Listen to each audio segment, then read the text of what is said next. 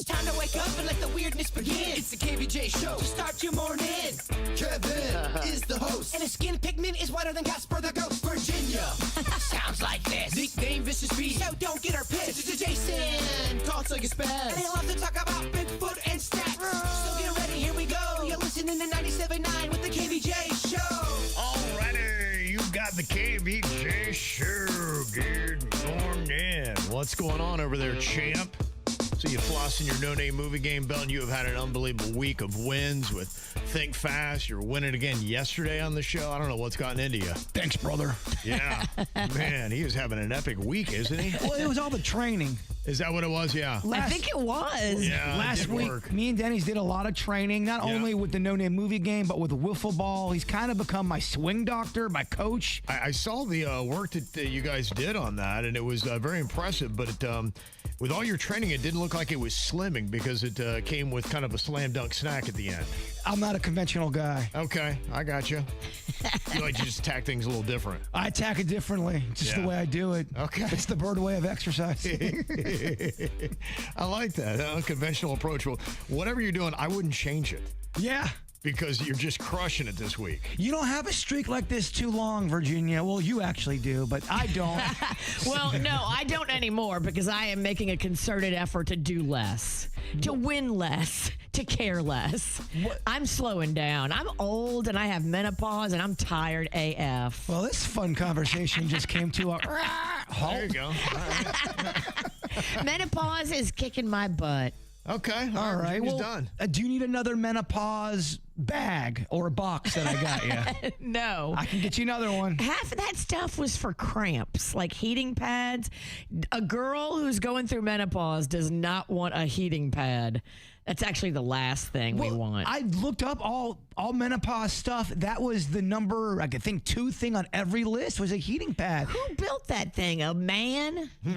Well, don't give a girl going through menopause a heating pad. That's what she don't want that. Because she's got hot flashes? Exactly. Well, I thought it was up and down. I thought it was hot flashes and you get cold. I've heard women talk about them getting the chills as well, up and down. I welcome the cold.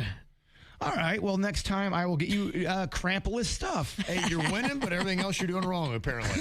Yeah. All right. Do you need breakfast? I don't. I'm afraid to ask how you're doing today, Virginia. I'm good, actually. Okay, good. All right. That's very positive. I love to hear that. I'll tell you who's doing great at Lionel Messi. I know he's not playing with Inter Miami right now, but, man, that guy is just crushing. All he does is win. It's pretty crazy. He pulled off what is called a hat trick. Do you know what a hat trick is, Virginia? I thought we knew in hockey, is that like 3 goals? Yeah, this is in soccer, though. So, yeah. 3 goals? Yeah, 3 Wow. goals. Yeah, in fact, he scored everything for Team Argentina in Kansas City at Arrowhead Stadium. Dude was en fuego at 38 years old. He scored his first ever World Cup hat trick. They beat Algeria last night, and it was impressive. Right up the gut. What a ball that is. Messi on the turn. Options either side. Lionel Messi! There's your goal! There's more history! It's only as far as Alexis McAllister on the decks and on the save. The rebound is Messi's second goal. He might end the night as the World Cup's all-time top goal scorer. Nico Gonzalez, Lionel Messi. Lionel Messi! First career World Cup hat trick ties the all-time goal-scoring record. I mean, all he does is win. I mean, there's so many similarities with Lionel Messi and Jbird this week. Yes. I am messy for different reasons. You're Messi with a Y. Yes. Yeah. So the hat trick, I would imagine, is pretty difficult in soccer, more of a rare type of thing to happen. I mean, I'm not really seeing a lot of teams scoring 3 goals in their games anyway. I'm seeing a lot of 1-1 draws or 0-0 or maybe tops 2-2. But to see a 3-0, I mean, aside from what USA did to Paraguay, at least the games I have on seem to be relatively low scoring. For him to score 3 all by himself. Right. 3 from one guy. Only goals in the game were Lionel Messi. Damn. You watch a lot of hockey, V. Does the hat trick in hockey, that's considered kind of more of a rare thing, too? That's a big game for a player. I don't think I've seen any hat tricks from one guy recently. It kind of sounds like it's like a 3 home run game or a no hitter almost. Yeah, I mean, well, think about, the career that Lionel Messi has had.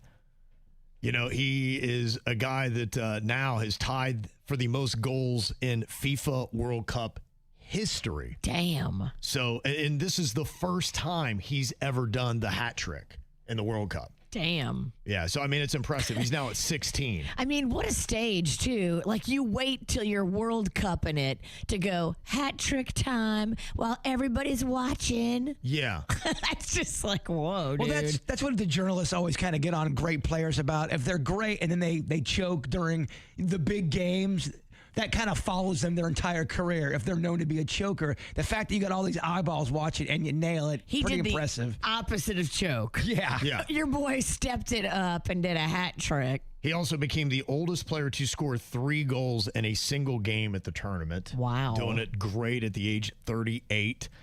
And he also became the first male player to be featured in 6 different World Cups. So he's doing pretty good. But I got to tell you, it drives my family crazy, but I love watching these World Cup games in Spanish. I'm sorry.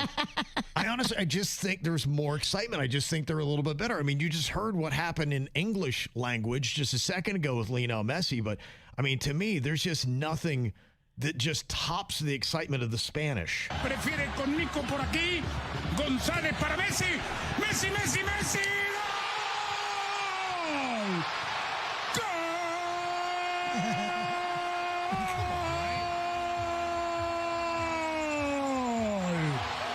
Goal!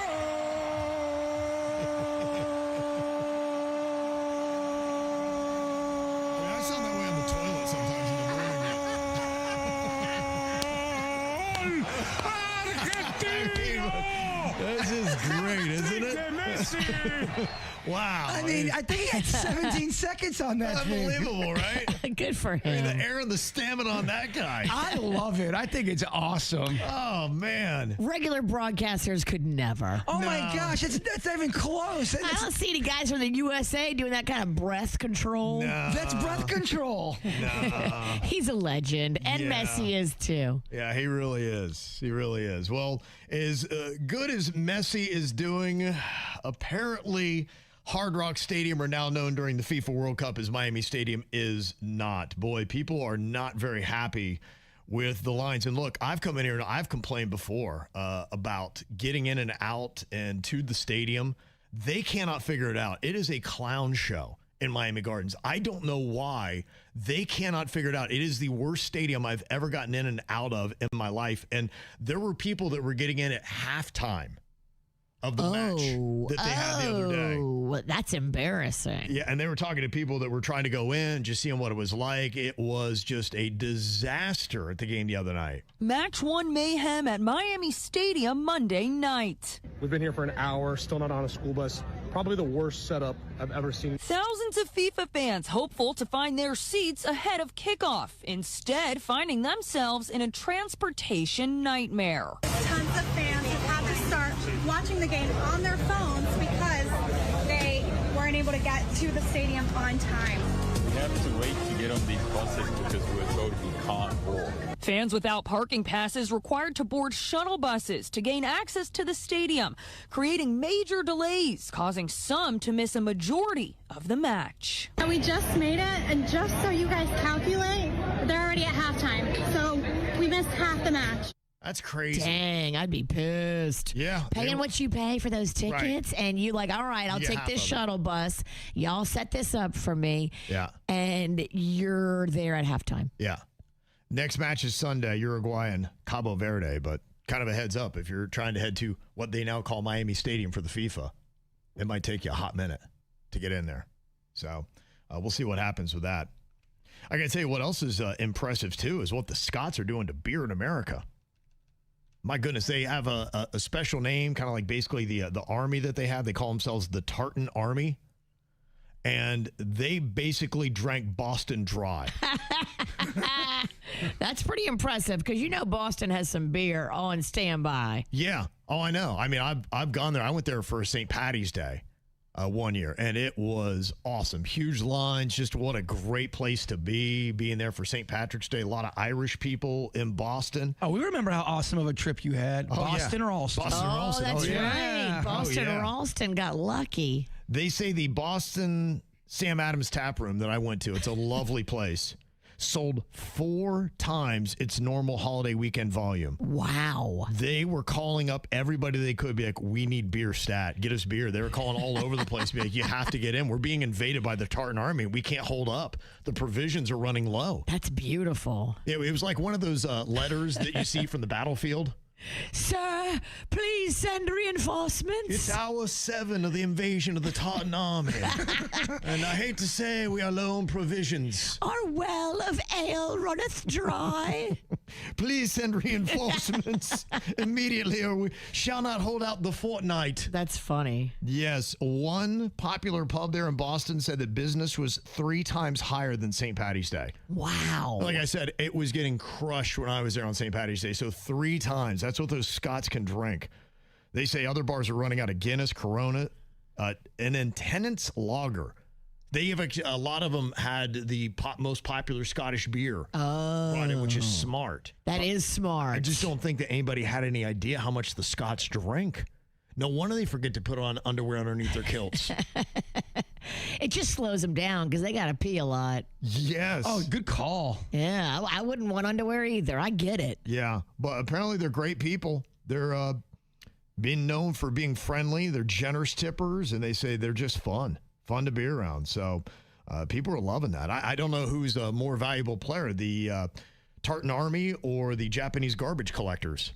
Have you seen them? What they do? No, what are they? They were at the World Cup match when Japan played the other night, and at the end of the match, you can see the Japanese section. They all whip out trash bags, and they're cleaning up. The team? No, the fans. The fans. In the stand. Oh. Whipping out bags and cleaning up all the garbage. Wow. That's cool. That's so nice of That's them. really nice. You look at us. Oh, my gosh. Come on, man. I was watching a thing this weekend. The Japanese are they're doing it right. I watched a whole special on how they move and how they eat specifically. And you don't see a lot of fat Japanese people. I mean, yeah, there will be a big one mixed in every now and then, but they have figured it out with nutrition, life-work balance, and movement. They are on the move. Yeah. I told you about that baseball documentary I watched about Japan baseball, and it was so awesome to watch. There's a reason why you see Japan players coming over here and dominating, because they are doing it right when it comes to baseball in Japan. They got some discipline. The team will cry in Japan if they lose. If you're not crying, it shows you don't care about the game. So crying actually is respected after you lose. I get it. Mm-hmm. Well, they're doing an unbelievable job. So there you go. Some big old highlights in the World Cup of soccer. Now, if you ever see Virginia going to the bathroom here, she kind of does this weird thing where she likes to do lunges all the way down and back. The very long hall that we've got to the bathroom, it's quite a jaunt. It's a good 50 yards, I would say. It's not weird unless somebody other than you guys comes and encounters me, and then it gets really weird. I don't even know what weird is anymore. It's so normal to me. That's nothing. Random people in the hall will see me do it, and they're so confused, and they're like, what? It looks like you're doing lunges. I am. Yeah, she is. And apparently you're doing something else that's a little bit weird. You're doing these little pre-bedtime walks now around the neighborhood. I am. And it helps me, like, no phone, no nothing. Just clear the mind right before bed. Mm-hmm. Feel like I'm moving. They said many of the great minds, I should say, would take walks. Your Einsteins, the brilliant minds of the world. They say it's very important. Put it right in the same category. Yeah. You don't have to worry about any kind of Einstein-like thoughts coming out of me. Einstein, Edison, Sinicki. Yeah. I'm not really going to be giving you anything great. me feel better. Yeah. And I feel like I'm moving more, and that for me is the goal. Okay, so you're going before bed and in your pajamas. Yes. Now, I know some people have a weird thing about wearing their bedtime clothes outside. Like you get the funk of the world on you and then you come in and bring it into your bed. Does that concern you? No, because I just don't have the time. Okay. I put them on and I just go out for the walk. If I were to walk in my regular clothes, it's just too constricting. I like to walk in a moo-moo. It sounds like your walk is more for mental than actual physical. Although you're getting the physical, it does clear the head, does it not? It does. And I'm not getting sweaty. It's considerably cooler at that time of night. So it's not like the sun is beating down and I'm getting a sweaty workout in. I've had many doctors say, go for a walk. If you can't do anything, at least try to go for a walk if you can. Mm-hmm. It's supposed to help a lot of things, not only physical, but mental. Put the phone down, stop looking at a screen, and go for a walk. That's what I was just feeling like I needed. I went for a walk the other day, got caught in a storm. You know what, though? I rolled with it, and it was kind of fun. Up until I got hit by lightning, it was awesome. The lightning part was a little frightening. Other than that, though, I enjoyed the thunder. Frightening lightning. So you don't feel even at night with the humidity that you break any kind of sweat or put a little bit of funk into them pajamas before you get to bed? No, I'm doing good. When I go to bed, I'm not sweaty. Now, I will have hot flashes during the night and get sweaty. Okay. But when I'm on the walk, I'm noticing I don't get hot flashes when I'm walking. Uh-huh. That's weird. Right. That doesn't happen. And I'm not breaking a sweat when I'm walking. You're not? Okay. I'm not going too fast either. I mean, Now, if you were walking around at noon in your nightgown, that would it be might be so different. sweaty. Oh my gosh, the sun is blazing. Do you think that anybody else is going for walks in their pajamas and then going right to bed? Well, I like it because right before bed, there's not a lot of people out in my neighborhood. I notice like at, 6P, 7P, 8P, there's a lot of people out walking their dog, walking their kid, walking their elderly parent. But at like 9 o'clock when I'm doing it, there's nobody out there. And so I like that. I don't encounter people to see me in my moo-moo. Okay. So it's more about being seen. It's not, the funky part of I got maybe a little bit of sweat or, some butt film and I'm So laying far, down in it. I'm not butt sweating it. Okay. All right. Moo-moos at moonlight. Moo-moos. I'll take a picture just so you can drink it in. That feels like a group of ladies, like some neighborhood group would do, and that would be like one of those lifestyle little pieces that they do on the news. Oh, those ladies would love water aerobics together. They make the neighborhood food and snacks for holidays. Yeah. Yeah, I can see it. They give out the good snacks on Halloween. Oh, okay. But one of the women in the group hates everyone else, but she's kind of playing along. Okay. I don't know, just building up the scenario. Go figure. Virginia's not normal. I asked, would you ever take a walk in your pajamas and then go straight to bed? And 81% of people said no. Not a chance. If it makes you feel better, I'd do it in a heartbeat. Yeah. I wouldn't care. I'm not really going for normal.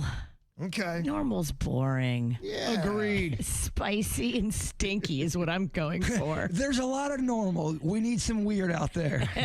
Yeah, I mean, I have noticed. I think that we are getting to that point where we really don't care what anybody thinks about. It's like I was just drinking salsa out of my cup at the bar the other day at a Mexican restaurant. You're walking around in your pajamas and going to bed. It's just, It happens. Yeah. You reach a point in your life and you're like, I don't care if you judge me. Look all you want. I'll put on a show. Someone called me out for having wily eyebrows. They're like, dude, your eyebrows are crazy. They're growing like old man eyebrows. And I looked at him and go, I know.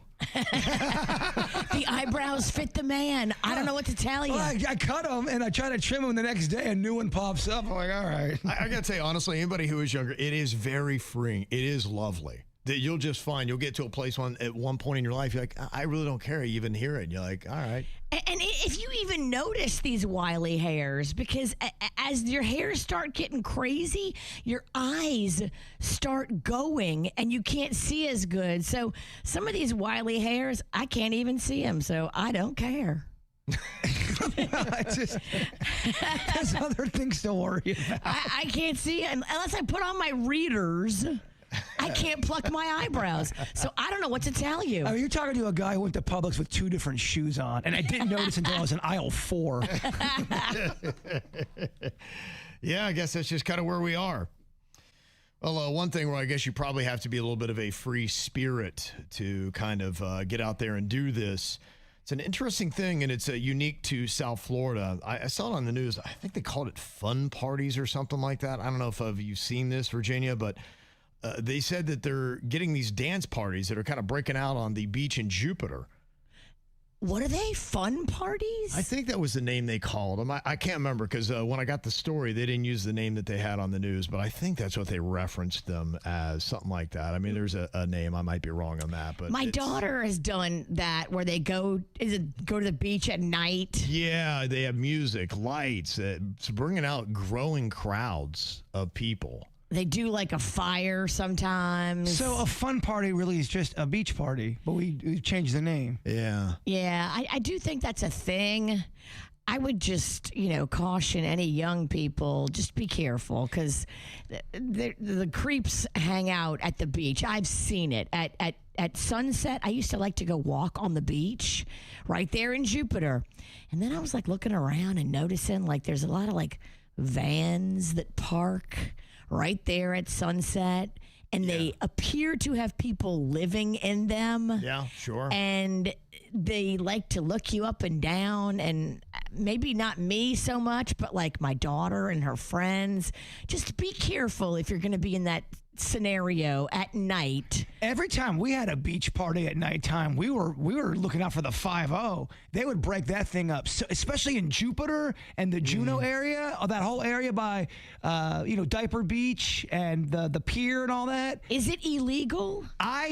Back in the day, Did you have things out there that were illegal when you were there, Bird? Well, yes. Okay, absolutely. But There might have been more out of that. I'm not sure though. I thought it was kind of considered trespassing. If I am wrong, believe me, someone will let me know. Yeah, maybe it's a thing where you can't be like public parks. You can't be there after sunset. Right. Is it the same thing with the beach? And then definitely, if your group has alcohol on the beach, they can pop you for that. Well, I think if you see a big group at nighttime, there's gonna be alcohol. Somebody's holding something. Mm-hmm.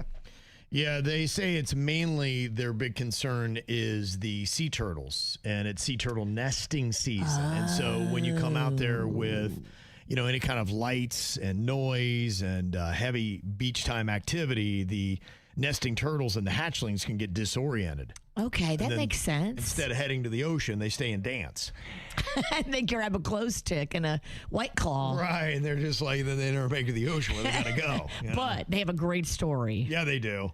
Yeah, people go and watch the turtles do all kind of eggy stuff, and that's sometimes at night. I think that, it does happen in the dark, yeah. And people go and watch them.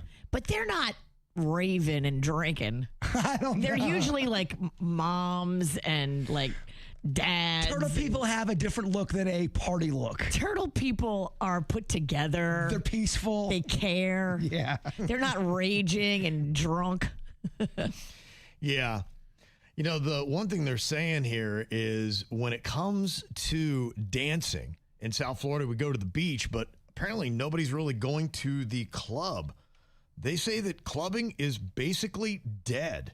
Really? Yes. They're noticing this. I don't even think it's a South Florida thing. Now, if you look at Miami, your club space, and, that does amazingly well. Live. EDM.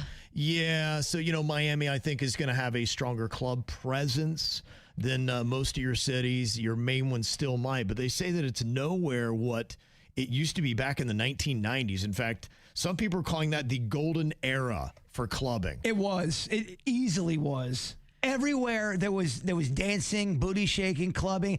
It was so prevalent that they had 18 and older, not even 21 and older. It was for us, by us. Like, we cared about clubbing. We supported clubbing.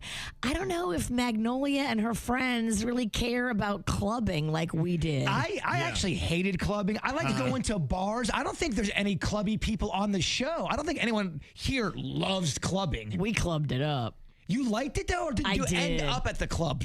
I always ended up there. I liked it. They say only 16% of Gen Z and 13% of millennials enjoy today's club scene. It is kind of weird, too. You're out there dancing with strangers a lot of times, and then somebody always takes it too far. Like, get off me. Stop. We're on a dance floor. I think what they're citing as some of the issues that people are having with clubs today is the drinks have gotten a lot more expensive than they used to be. They said that used to have a better social atmosphere, and they say that one of the big things, too, is people are going to clubs and getting on their phones, and the interaction isn't there, and people are like, I could just stay home and do this. Why am I spending all this money on a cover? That's not cheap. Drinks are not cheap. You're in a crowded place where everybody's staring at their phone. You're like, this is stupid. Why'd I do this? I was out at a restaurant/bar a couple weeks ago, and I noticed at the bar everyone was on their phone. It was so noticeable because you look down. I go, everyone is on their phone right now. Not even looking up, not talking. Yeah. We're sheep, and we look like zombies. There was one group that were together, and they weren't even looking at each other and talking. Yeah. 72% of the participants, they said they haven't visited nightclubs in the past year. So they're noticing that the attendance is going down, especially with younger people and Gen Z, just not feeling it the same way. Look, you hear that they're not drinking as much. They are on their phones, and things do seem to be more expensive. I don't remember cover charges being of that level. I think a lot of the places, you're not getting in for less than $50, $100, depending on what the night is. You could spend $500 to get into a club. And then what are you spending on bottle service and drinks at that point? There was a place, and I don't know if you guys were here yet. It was called Flirts. It was 18 and over. So you'd have 18-year-olds and 52-year-olds all in this weird room. And they would have this thing called Suds Night. And they would put the whole they'd take the dance floor and make this foam. But you'd look down, and the foam would start turning black. It looked like it was dirt collecting on the foam, and everyone's in it, and everyone's sweating. We didn't care. I think when you're that hammered, you didn't care. You didn't. Everyone's got the sweaty bangs because of all the alcohol. Think about the difference now. The kids aren't drunk enough, so they realize it. Then they take out their phones and record it, and they put it all over social media how gross clubs are. And then people are like, yeah, I don't think I'm going to go. Clubs can be gross. Yeah. Yes. So I don't know. Maybe the smartphone has killed the clubbing experience. Damn. Remember how big, and even before my era, the Studio 54 back in the disco days? It was massive. Yes. Yeah, it did. I could see that. I think that clubbing is in a slump right now. But think about what you're talking about. It's got kind of a seedy... Yeah. It's got a seedy reputation, and maybe it's too seedy these days. I don't know. Yeah, I could see where it might play out. I think probably the easier question to answer is, who is not suing social media these days? It's just kind of crazy that everywhere you turn, all these social media platforms are under some kind of assault. Are they losing, though? Are people beating social media by these lawsuits? Well, so far, I mean, the big one that mattered was the fact that they're still in America. So, TikTok's probably saying, hey, you know what? The cool thing is at least we're still in the game. So that was the win that they really needed to have. Now, what's happening is not necessarily even just a specific assault globally on TikTok. It's countries like England now that had just announced that they're going to be up in the age that you got to be at least 16 to be on social media. And so a lot of countries seem to be going that route. What that's going to mean for the value of some of these social media platforms, if they can actually find an effective way to keep kids off, which I'm not still convinced they can, but they somehow think they're going to try.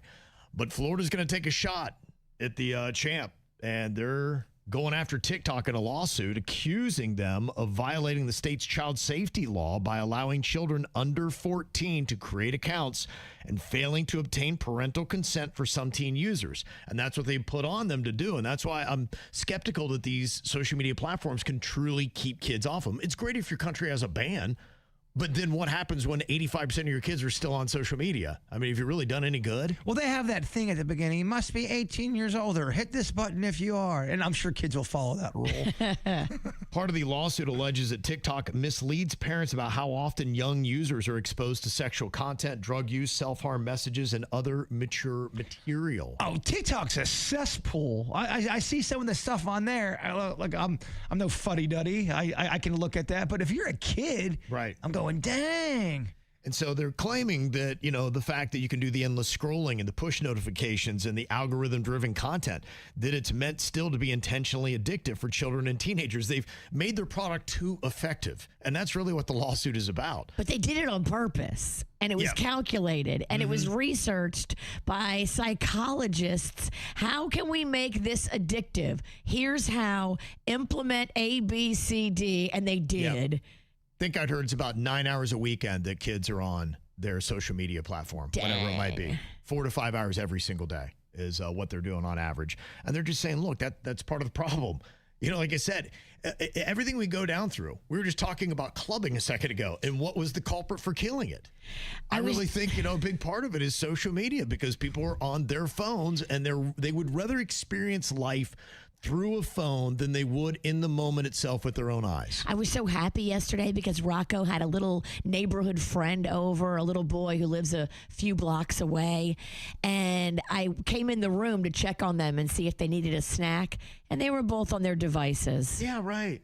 You're in the same room. His friend was laying on the bed and Rocco was sitting at the desk, and they were both on devices. And I was like, what the hell are y'all doing? I know. If I had a friend over, we were making forts. We would have a draft with all the action figures. Yeah. We were playing games and using our minds and trying to be creative. Yeah. And my teenage son, he interacts all day long with his friends as they play video games at their own locations. They really don't have a relationship. Looking at a screen. Yes. Not at each other. Because when you would play video games with your friends, you'd be all in the same room. In the room together, you're laughing. You'd be having the same snacks. Yes. You'd be going through the same environment, the same experience together. But, it's a radically different experience depending upon what the setup is for all what the kids have. Now, I'm glad that they still have friends and they're talking with people that are real. But it definitely has changed the dynamic, the technology. We as humans have entered our Black Mirror era where technology is just so in our life that there's no choice but to kind of,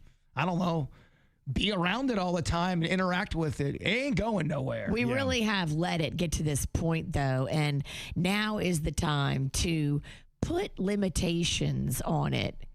There's certain hours in the day where you're not allowed to look at a screen. Mm-hmm. Well, I don't know if they're going to be able to enforce this, but Florida is looking to charge TikTok $50,000 per violation of allowing kids onto their social media platform. And again, that is children under the age of 14. Now, TikTok says they've already been banning accounts and they're already in the process and they've had great success so far. But I guess that all remains to be seen. I just want to know why so many people do food reviews in their car. They're always an attractive girl, and they're never really good videos. They do numbers. You're watching. Yeah. I'm not. I'm scrolling. Like another video, and she's in her car. Mm-hmm. How do you feel about leaving a very mature 10-year-old home all day during the summer? Virginia, you got a very mature son. You be comfortable with Rocco staying home all by himself all day if he had to? He does little stints, but not the whole entire day. And we've got retired neighbors that are on the right of us and then 2 houses down on the left of us. And they keep an eye out on him. And he goes over to their house and fixes their Ring doorbell or their Wi-Fi or their Netflix or whatever, their computer or whatever they need. So he does have supervision, but 10 is a tricky age. You're like kind of on that cusp. I have a 10-year-old that moves through life like he's 45. He's not your typical guy. Well, your retired neighbors are some of his best friends. They are. And he doesn't have a lot of time for other kids, but he enjoys the company of the retiree. So how do you feel about this email? It says, my sister's been raising her 10-year-old son alone since his birth. And she's been an amazingly strong and determined mother in that time. And she's been fantastic at doing it. So I give her nothing but applause. But she has made a decision this summer that I question. She's decided that her 10-year-old son is old enough to be left home alone all day by himself. Now, our mother used to help with some of the summer daycare duties, but she's now kind of experiencing some mobility and mental health issues. And so my sister doesn't feel like that's a good environment to leave her son in. We get it. And so I sympathize with her dilemma. I really do. But I'm also worried about what trouble a 10-year-old boy can get into during the day.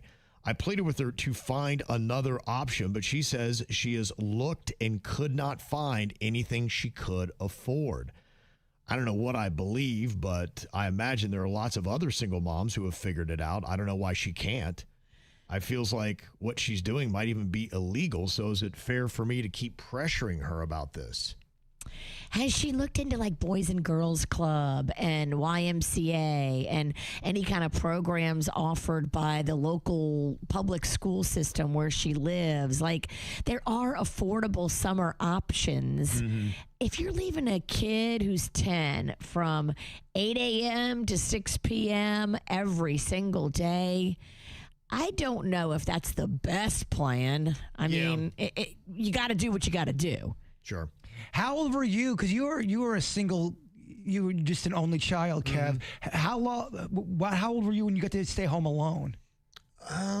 My parents never went anywhere, and my mom never trusted me. So, and your mom was a teacher, so she was home with you in the summer, and she went to school with you in the school year. Right. I was probably 27, somewhere around there. And she's like, all right, at this point. But yeah, no. She still doesn't trust you. Even from heaven, she's like, oh boy, should he really be left alone? She would not want me staying home alone now. Yeah, you're right. That's he can get into trouble. Yeah. She was in a different era, different place, different time. A very affordable town. And she had been a teacher, but she stayed home when I was young because, we could afford it. Not that we had a lot of money. We just had, we lived in a town where a loaf of bread was $1. And it was the 80s. Yeah, it was the 80s. It really, it was radically different. It is. You're right. It's a good point. I was just seeing today with the prices of housing and first-time house, like up 80%, It's crazy. Well, you talk about how when you babysat, you got like $3 for the whole entire time. $3 an hour or less. Yeah, and I thought I was rolling in the dough. We hear some of the babysitting prices today. And $20 an hour. With I want Benny's benefits. I want the whole thing. Yeah, they want you to leave a credit card for DoorDash. Yeah, it's swung radically from.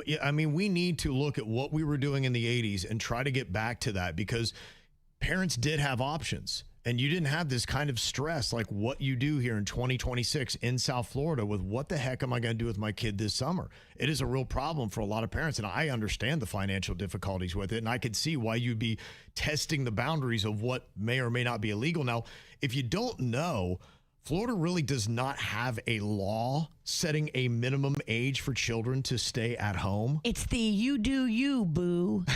Is that what it's called officially? That's the law actually on the books, the statute. You do you, boo. You do you, boo. Do you know the numbers attached to you do you, boo? 4726 FL. Okay. All right. It sounds very official. But I think there's times where you leave a child, you can get in trouble if the kid's not capable of taking care of themselves. They say if a child is left in a situation that creates a substantial risk of harm, parents could face neglect investigations or criminal charges. Now, while it's not legally binding, Florida child safety experts generally recommend never leaving a kid home alone under the age of 8. 8 to 10, no more than 1 to 2 hours a day. And that's what we're dealing with, a 10-year-old. So they're saying, okay, but don't do more than 2 hours. And she's gone all day. The whole day. Yes. 11 to 12, they say up to 3 hours. 13 to 15, longer periods, but not overnight. And 16 to 17, whatever. I just hope they don't burn the house down. Well, and you can get away with it as long as there's no problem. But if there's a problem, like something happens, there's a fire, there's something dramatic, the kid, moves a car or something, then the cops are going to show up and then you're going to have trouble. Yeah. And the one thing I would recommend is make sure you go through every possible safety precaution you can with the kid, whether it be calling 911, getting a hold of you. Make sure that you have an efficient way that they can reach out to you, that they know how to solve some of these minor problems themselves, things in the house that they can't touch or putting things away that they can't get to. That could be any kind of issue. So if you are going to make this move, and I'm not going to put any judgment on anybody that's out there having to deal with this situation, but just take all the precautions you can and make sure it's the best environment possible. Teach your kids some karate moves. I don't know. I don't know if I'm ready to try to train my kid to be home alone. Yeah. I hear you. Now, some parents are saying, look, what we've done, we decided it was cheaper to get an in-house camera system where we can actually talk to him. I don't know if you've ever seen that, where you can flip it on, like, hey, man, so you're almost watching your kid virtually as you're at work, keep an eye on them with a camera that's up, seeing what they're doing, talking to them that way. And that's an interesting way of doing it. They're saying, look, over the course of a summer, it's a lot cheaper to get those cameras in that two-way talk system. I bet a lot of people do that. I know somebody who got in big trouble with his wife because when they had a newborn, he set up the phone so that it was like FaceTiming with the baby, like a tiny baby in the crib. And he went to the sports bar to go meet his friends, but he was watching the baby on his phone. Oh, my God. And the baby would take like 2-hour naps. And so he's like, I have a 2-hour window to go watch sports. And when she found out what he was doing, she was pissed. That to me is not cool. Well, if anything goes wrong, you're watching it and you're at the sports bar and you're 15 minutes away, there's nothing you can do. I'll take another beer. I'll get in my car. I'm going to go see my kid. I'm not watching. I mean, there's a lot wrong here. I'm not saying he was drinking, but... He was drinking. Yeah, drinking, and then he's going to get in his car to go see his baby that he's not watching. He would only have like one beer or whatever. Okay. But he would do that and then come back, and she found out about it because he bragged to his friends at the bar that he had figured it out. If you're bragging about that at a bar, I would guarantee, I bet my face on it, that man had more than one beer. You know how many idiots in my life I've seen that have figured it out? I figured it out. Yeah, you should be scared of that person. You want to hang with the person who says, I really haven't figured this out yet. That's right next to hold my beer. Yeah, exactly. Oh, my gosh. And then bragging about it in the bar. It got back to his wife in like 10 seconds. Yeah. I think she found out so quick. I'm sorry, man. That would be a deal breaker. Yeah, for a lot of people. Yeah, pride before the fall, man. It's the KVJ Dirt of the Day. It's the KVJ Dirt of the Day. Virginia, take it away, because you know we need that Dirt of the Day. This Dirt of the Day is brought to you by my favorite closet people, closetsbydesign.com. It was supposed to be a $90 million lawsuit over an alleged dog attack that happened at Chris Brown's house. Maria Avila was claiming that she suffered serious injuries when Chris Brown's dog attacked her in 2020. So they started the case, and then just as soon as they started the case, there was a mistrial because one of the jurors had allegedly reached out to other jurors after researching the case on their own and sharing information they had dug up with the other jurors. And the judge is like, you can't do that. You can only base your opinions on what you learn in the court. You're not impartial if you go do your own research. And just like that, they're going to have to reschedule a new trial with a different jury. How much do you say this is going for? She's asking for $90 million. For a dog attack? Yes. Wow. $90 million? I don't think she's going to get it. I don't think she'd get $1 million. But if you ask for the world, maybe you settle somewhere. I mean, that's why he's fighting it, probably. He's like, I can't even go into any kind of negotiations with this chick because she's asking for $90 million. She probably deserves $9,000. So, I mean, I don't know how that stuff works. If I was to sue somebody and I said, you know what, I'm going to sue Virginia for $50 million, can I try to get that in court? Do you set your own price of what you want to sue? Yeah, I think any lawyer will take a case and represent you, and you can figure it out when you get there. But, I mean, you're going to lose. I don't think she's going to be awarded $90 million by any jury. Well, I don't see how you could even get that. How could you... You know, emotional distress. There's a jury and they're going to decide, and she's going to have to prove that he was negligent, that it happened at his house, and that it was his dog. And if she can prove all that, she will get probably money, but she's not going to get $90 million. Yeah. She's probably got a lawyer. They're probably pie in the sky shooting for that big number. And it's typically the emotional affliction, distress, and all those kind of things. It's the hardships that happen on and that's where you get the astronomical sums, because you can put down what the medical bills are and stuff like that, get it down to an exact penny. And this is like maybe future earnings she's not going to be able to get. Yeah.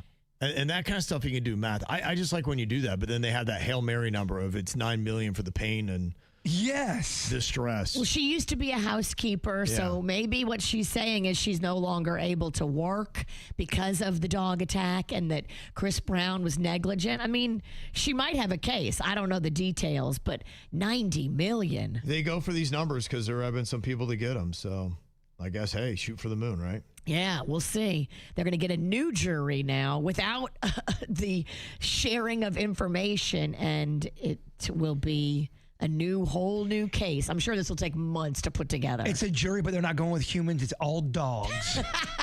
If they bark, you're guilty. Dog jury. Well, if you watch The Real Housewives of New York, which I have done, you know the name Carol Radziwill. Now, she was on the show and then she was off the show, but now they are filming and she's on it. And she got into a big fight with one of the new girls that's on it. Cy is this chick's name. And it's all because Carol was friends with Ghislaine Maxwell. I guess looking through the Epstein files, Carol, who's on this season of The Real Housewives of New York, is in the Epstein files. And so Cy, she's like, I have children. I've got to bring this up. I need to speak up and find out what she knew and how involved she was. You got to answer questions, girl. You're in the Epstein files. So that will be interesting, and I will definitely tune in to see how that plays out. And I wasn't going to tune in because actually the new cast, and Cy is a big part of that, is boring. Okay. But here's how you make it interesting. Pull in the Epstein connection, and now I'm back. Okay. Finally, here, the Sphere in Vegas is planning to do another movie. We saw what it did with The Wizard of Oz, and the Sphere was coming correct. It was gorgeous. It was interactive. When they had the tornado in the movie, they actually created like a windstorm with leaves and debris in the theater. Like, it was so amazing what they did at the Sphere. And now the Sphere's next movie will be the Rocky Horror Picture Show, where it will turn it into a large-scale, interactive, 360-degree experience, turning the 1975 cult film into a new version that's even bigger and better. If you go into that Rocky Horror Picture Show and you don't really understand what's going on, you're very confused for about 40 minutes. You may want to do research on the front end to find out all the little nuances. I was in there and everyone's like throwing bread at everybody and they're throwing things on the stage. Rice. Yeah, rice. Everybody's got newspapers. And everyone knew what to do. And I'm going, what about me? What's happening here? Go on Google and research it before you go to see the Rocky Horror Picture Show. You want to know what's going on and not be like Jbird and me and you're like confused. Well, taking rice to the neck and not expecting it, it's kind of like, what's happening? Why are we doing this? There's a reason. Go do your research. And that's what's going on in your dirt. Well, there's a couple pizza chains you're going to be seeing less of here in the state of Florida, most likely. One, I see that Papa John's is shutting a lot of locations. 300 they're gunning for in North America through 2027. That's crazy because they just got the Papa John's garlic sauce in the Walmarts. So, I mean, isn't that a positive for them? You would think. You would think they're on the up. It could show that they're trying to diversify the brand because they're not bringing it in.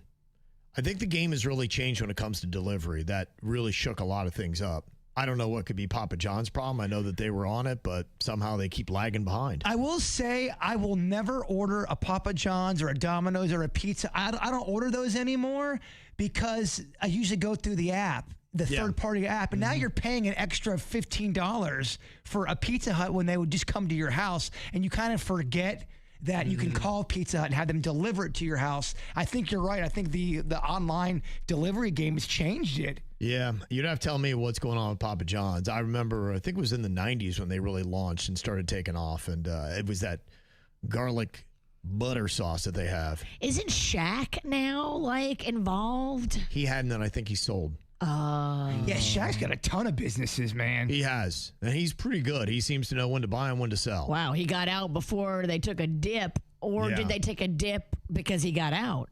Don't know, and I believe that's what happened. So I'm going off top of the dome here, but I thought he had sold his locations that he had. I think we want more out of our pizza.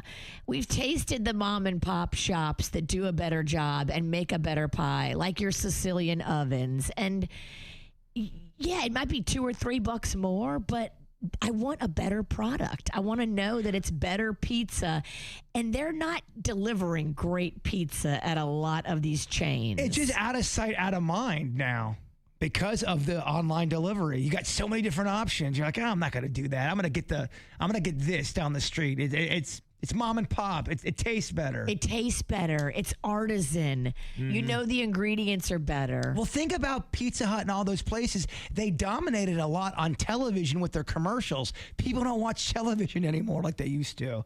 Yeah. And we didn't have as many options. I feel like now there's so many more mom and pop good options. Social media made pizza. I mean, pizza was always popular, but now it's become a thing. It is a lifestyle. You're right. And everybody's doing a pizza review. Yes. Everybody's talking about mom and pops. Nobody's talking about Domino's, Pizza Hut, Papa John's. They're just not. Not like they used to. Not unless you have your Pizza Hut bringing back the nostalgic dining room from the 80s. That gets love on social media, but it's not about the pie. It's about the experience. Yeah, well, they say that Florida is experiencing some of the heaviest early closures for Papa John's, and you're going to start seeing that happening here in the next year. They said they're going to be targeting stores that are generating under $600,000 in annual sales. And Florida holds the largest share of the chain's domestic footprint with 301 locations. And a lot of these hits are happening in the Treasure Coast. Oh. I think they're saying Port St. Lucie, Fort Pierce, Stewart, Jensen Beach, Vero Beach, Sebastian, all targeted for some closures if they've not already. And Shaq did jump in 2019. It looks like he's still around, so I don't know what he's saying about this. Because I just saw him talking about his Walmart deal. He made affordable shoes at Walmart. Yeah. And instead of the 3 lines I think Adidas has, he has 4 lines. And I think they're $20 to $30. And I guess he's made a ton of money off these Walmart Shaq shoes. You got to go get a pair. I was thinking. You do a lot of work at Walmart. I saw the commercial. I kind of want these Shaq shoes. I think it's a flex. I think it is. Yeah, so he bought in 30% stake. What they gave him was $8.5 million to use his name, voice, and images. And then he did that Shaq-a-roni pizza, and he still got a spot on the board. He's a franchise owner as well. What he had sold was the Five Guys. He had 155 Five Guys locations. That's what he had sold. Okay, so he got paid and he got a stake in the company. Yes. So he's fine. Yeah, so he held on to the Papa John's, which is tanking, and he got rid of the successful one. Oh. I think he's got 30 different franchises out there. He has a lot. He's got a ton. He does a lot. In fact, he probably forgot he has Papa John's. He's Well, like, oh, that's when you right. have that much money, I think you got to do something with it. Well, I think it's fun. I think you do. You have all that money. Like, hey, I think I want to own some Papa John's. Yeah. Let me get in the McDonald's game. Right. The other franchise that is going through some big changes, Pizza Hut. After 68 years, it is being sold for $2.7 billion. They say after years of declining sales and growing competition, the parent company Yum Brands is selling it to a private equity firm for $1.5 billion. Yum China is going to be acquiring the Pizza Hut China operations for $1.2 billion. Yum China. Yeah. Yum Brands. So they got their own little branch there. Now, you may hear the Yum Brands. They've got a couple other restaurants, and that's what they're going to be putting their focus on. They also have Taco Bell and KFC. If I was the Pizza Hut people, I would sit down and really work on their sauce. Okay. I think their sauce needs to get a lot better. I'm sorry. Well, Pizza Hut's going to be closing about 250 underperforming U.S. locations. They used to have 20,000 restaurants worldwide. Oh, they were the king, man. Yeah, they were. Yeah, they were the biggest. They were once the world's largest pizza chain after being founded in Wichita, Kansas in 1958. It was the only thing that would ever make me feel better when I'd lose in baseball. Like, we're going to at least go to Pizza Hut and, I guess, celebrate? Yeah. It was a loss. But Some things haven't changed. dang. Yeah, and I think to your point, it just does seem, especially in places like Florida, and look, a lot of these, they kept mentioning Florida in both of these stories about Papa John's and Pizza Hut. I think we just have so many mom and pop, more regional chains, your Sicilian ovens and places like that just are doing it so well, and it's so unique and in tune with the community. You can't put a wood fire pizza next to a Papa John's and tell me the Papa John's is better. It's just not. It's not just about eating pizza anymore. It's pizza with entertainment. And that's what's changed with pizza. It's not just, I'm eating pizza. Now you got to blog about it or vlog about it or post about it. Well, that's why it's going to be interesting to see if when that guy buys his 80 franchises he's going to, and he's going to go retro with the Pizza Huts, if that will actually take, because he's trying to sell more of a personal family experience where you put your phones down, you play some video games, you talk and eat pizza. They need some work in the kitchen, though. There's a few things they got to get right. He had said original recipes and everything. Okay. So hopefully going to bring that all back. And case in point about the mom and pops, I saw a photo on social media. Adam Sandler, he's got a place in Boca. He had popped off to Peter's Pizzeria on Palmetto Park. So. Peter's Pizzeria in Palmetto Park. Yeah, I realize popping them peas, right? Oh, my gosh. Peter's Pizzeria, Palmetto Park. Wow, that is a lot of peas. A lot of pea in there, Peter. Really seems like Chick-fil-A have been on top for quite a while, but they have dropped down to number 2 on the American Customer Satisfaction Index that was just released. Been up there for a very long time, like maybe 10, 12 years, something like that.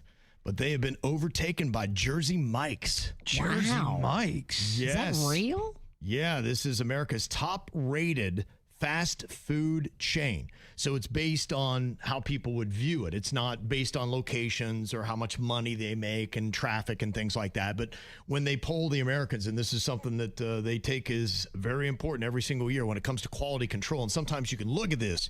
If you're buying into some of the stocks on these companies, you're saying, okay, they seem like they're doing it right. The people love them. They're going to do well. They're very good. They have great cookies. I think the bread's fantastic. Only thing I would say is they're a little pricey. And they don't have a drive-through. For me, if fast food is truly going to be fast, you need a drive-through. If I have to park my car, collect my child, go in, stand there while you wait the sandwich, make the sandwich, like that's a long process. It is different than your drive-through because the drive-through does do numbers. Drive-through to me says fast food. Walk-in, it's more fast casual. Yes. Well, it scored an 84 out of 100. Chick-fil-A's at an 83 out of 100. Oh, wow. They're 1 point away. Yeah, it's close. The Jersey Mike cheesesteak is really good. Is it okay? Yes. If you like cheesesteaks, I do recommend that at Jersey Mike's. Yeah. Even if the line is around the block at Chick-fil-A, they will get you through that line very fast. Jersey Mike's can't get you through that line fast. I will say Jersey Mike's not that slow, though. They're really not. If there's a line, you're going to wait. Look, that's just that's sub 101. Well, then don't call yourself fast food. Sometimes you like that waiting. It's like like foreplay for the sub. It's weird. Yes. You're weird. For some reason, for a sub, I'm okay with the wait. You're right. It's almost like the anticipation. You go into Publix and you're waiting, and it's like it just kind of builds the excitement. It's a weird thing. It's about the only food I would give that to. But for a sub that you're building from scratch, as I tell you the ingredients, I'll give you a bit of leniency. Sometimes we scarf down our food without even enjoying it. When you're forced to think, you're in a line, these thoughts are going in and out. It kind of makes you appreciate the sub, the moment. Panda got Jersey Mike's the other night, and I had to sit in the car and wait while he went in and got it. And I remember being pissy. I remember being like, ugh, what is taking so long? It's not a fast process. You can't call yourself fast food if it takes 30 minutes. I wouldn't call them I believe fast. that story. Yeah. Can you believe that Virginia was being pissy? Well, that part was the part I really found hard to believe, Kevin. I know. Like, come on. I said 7 minutes. What the hell's going on? Oh, it was not 7 minutes. Try double that. She's out there in the car just crowing. Oh, tapping my toe. Minute 11, I gotta get in the bushes, see what's going on. How trashy. He's having an affair with that sub girl. She can have him. All right. Good gosh. If any man wants to cheat, go. Jersey Mike's added 238 net new locations in 2025. Nationwide footprint, 4,000 stores, $4.2 billion in sales. Now, people are saying that it is quality. It is good. It is a little bit more expensive, but they are saying that it seems like they've got a friendly staff. They have curbside pickup. And so I'm seeing a lot of the positives. These are the things that rank well on the American Customer Satisfaction Index. So the word of mouth on this, even in our chat right now, is pretty positive for Jersey Mike's. Curbside pickup is nice. The other thing I like about Jersey Mike's, I haven't been to any of them that ever seem dirty. There's been other places I won't say That's part of it, I won't say the sub names, but you go into other locations. You go, there's napkins on the ground. There's trash over here. Yeah. Is that chocolate on the wall? Is that poop? I don't know. You don't know. You hope it's chocolate. Yeah, hope. But Florida ranks third in the nation for the highest number of Jersey Mike's locations. So we love Jersey Mike's here in the state of Florida. Now, all the numbers are pretty close. Jersey Mike's 84 out of 100, Chick-fil-A 83.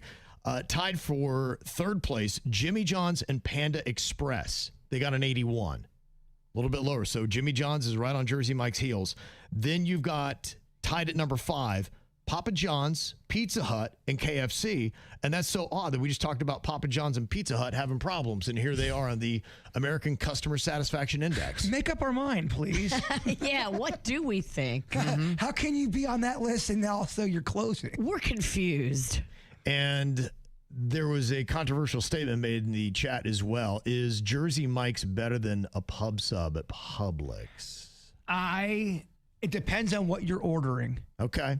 It depends on what you're ordering, and I think that will go to Game 7, and anybody could win, depending on what you order. The voting right now is crazy close. Is Jersey Mike's better than Publix?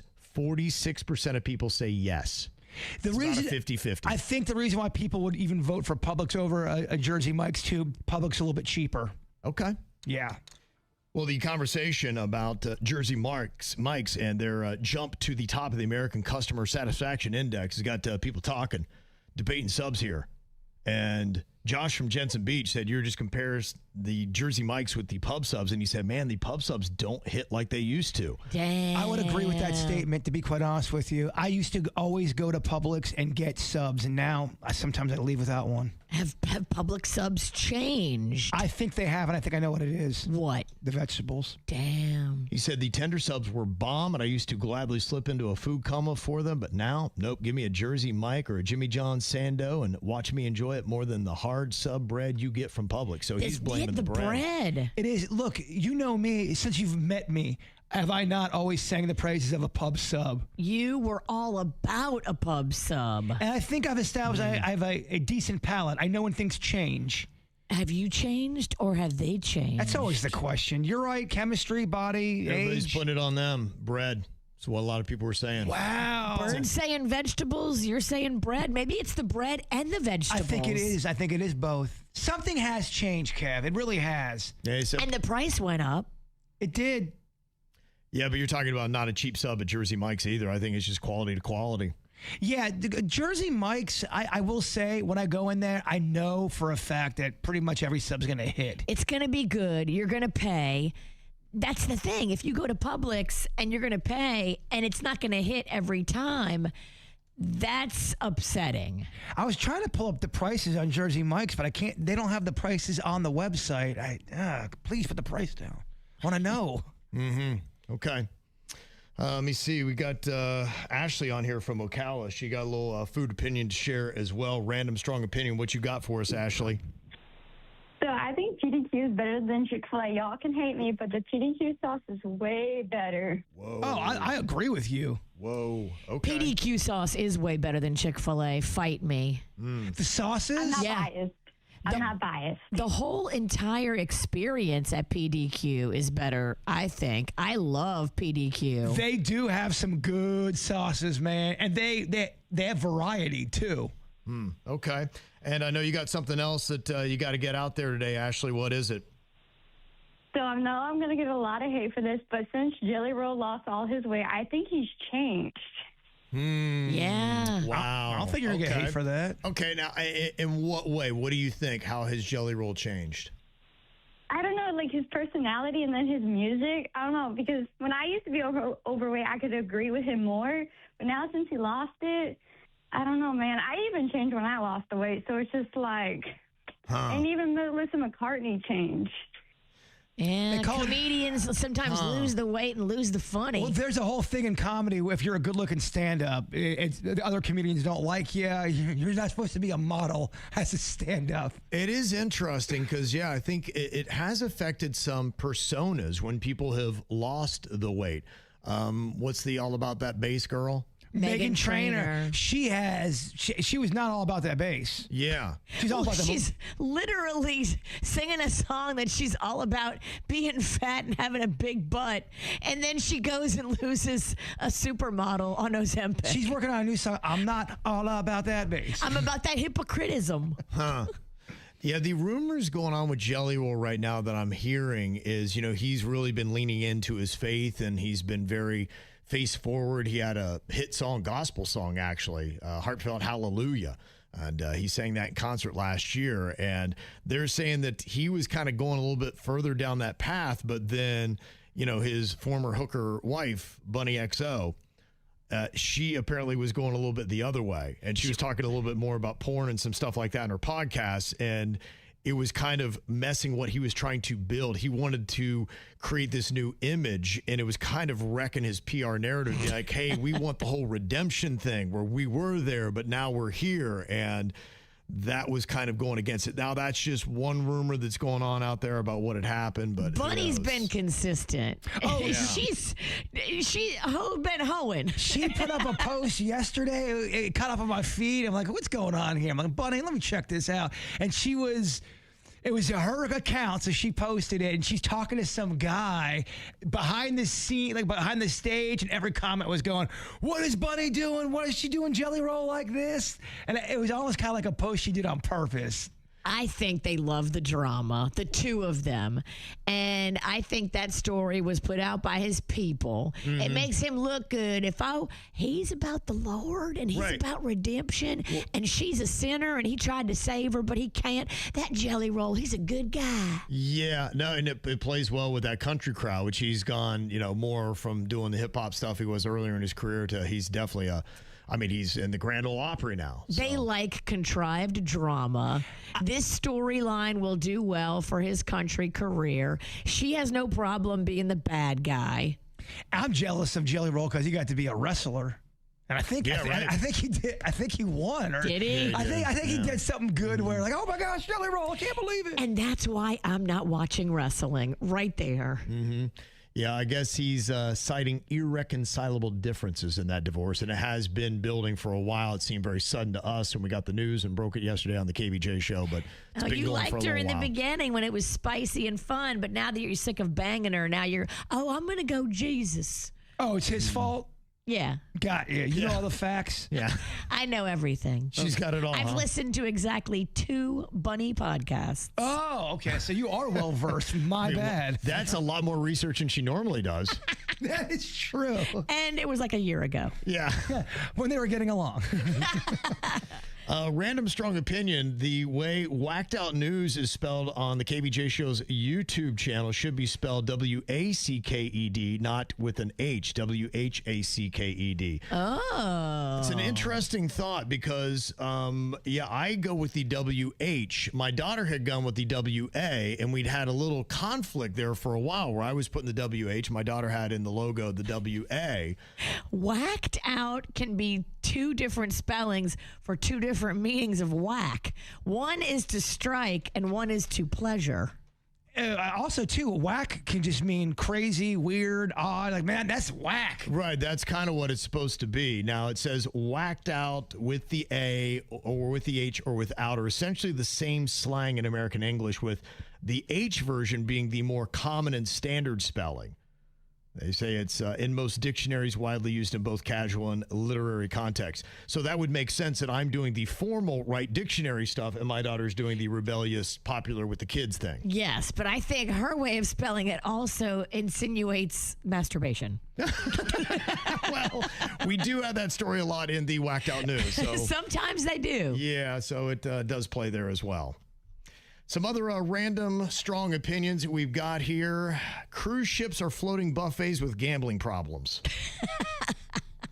Yeah. There's so many videos right now on TikTok of fights breaking out, like just huge fights, gangs on the Lido deck slugging it out. Yeah, I'm not sure I could do a cruise longer than 2 days. I think 2 days might be my limit. Amen. Some people go on there for a week or even longer. I'm going, what? I don't know, man. You're on the boat and it's just a week and like, what are we doing? By day 7, I would be over it. Me too. The best naps happen when you absolutely should not be sleeping. That is so true. When I finally get a peaceful sleep, something outside of the universe wakes me up. Somebody is mad. Yeah, I wouldn't say I wake up nice all the time. Well, I always wake up to a problem that somebody's upset that I slept through whatever this problem is. Another random strong opinion. Adults only like sparkling water because they think they're supposed to. Yes. Speaking of whack, sparkling water is whack. I don't care who likes it.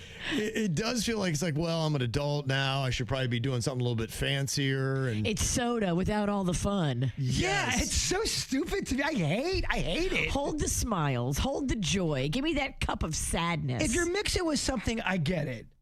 But if you're just drinking seltzer water, just plain. If you're mixing it with either vodka or tequila, we support that. That's different. If you're just drinking straight up soda water or seltzer water, get out of here. Get out of my house. Random strong opinion. We cannot take our spelling lessons from Gen Z. Oh my gosh, that is true. Because they spell whoa, W-H-O-A, as W-O-A-H. Yeah, it is confusing. Okay. Let me see. Josh from Jensen. I'll save that because that's more of a question than it is an opinion. And a lot of people talking about the best places for subs. So that is definitely a random strong opinion. And people got a lot of them on subs. I found a good place that, and I believe they are friends of the show, Royal Subs. They are good, y'all. If you're ever in that area. Right there off of North Lake? Yeah, they got some good, I believe so. They got, I think there's one in West Palm, too. They got good bread. Mm-hmm. There's a lot of good sub places that are hidden out there. I think Panda likes them. All right. Well, opinions for days. Get them to us. 877-979-WRMF. It's the KVJ Dirt of the Day. It's the KVJ Dirt of the Day. Virginia, take it away. Because you know we need that Dirt of the Day. This Dirt of the Day is brought to you by my favorite closet people, closetsbydesign.com. You were right, Jbird. Corey Feldman was being a drama queen when he experienced a medical emergency on the flight he was on. And doctors initially were like, oh my gosh, the symptoms he's describing, we think he's got pancreatitis or maybe gallstones. None of that was true? None of that was true. Shocking. Yeah. He had food poisoning. And I'm not even sure if that was real. Right? Honestly. He might have just been hungover. It's so funny. People take clips of him saying one thing and then they edit it together saying another thing. And there's channels all over YouTube about it. There's this one podcast called Jim and Them, and all they do is nothing but an hour and a half Corey Feldman hate podcast. Wow. But I will say they're fair. They liked Corey Feldman. They liked his movies, but he's such a dope and so annoying and such a liar. And so just out of touch with reality. Yeah, honestly, I couldn't believe that a Corey Feldman podcast would be so entertaining. It is so funny. Because he's so funny that he thinks we don't know what he's up to. Dude, you called it yesterday. He doesn't have pancreatitis or gallstones. He has food poisoning or he's faking it. Do you know who did not like Corey Feldman? Who? Corey Haim or his family. I wish Corey Haim was here to tell us all about it. They said when Corey Haim passed away, because they were doing the Two Coreys, that was their show they were doing. Right. They said Corey Feldman, it wasn't even 24 hours that after Corey Haim died, he had a production crew, and Feldman went to their house and said, can we put the funeral part in the next, or the Two Coreys in the next scene? Wow. He wasn't even dead for a day. That is cold. Yeah, and every chance Corey Feldman gets to dog Corey Haim, he does. He's just out of touch with reality.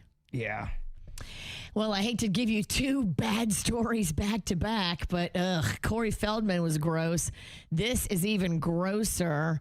Do you want some Diddy nuggets? Because I've got them for you. All right. They're not necessarily delicious. In fact, I'm kind of upset to see this. His prison release date has been moved up again. This is the fourth time they have moved up Diddy's prison release date. Now he's going to be getting out in February of 2028. They just keep ticking it up a little. Few months.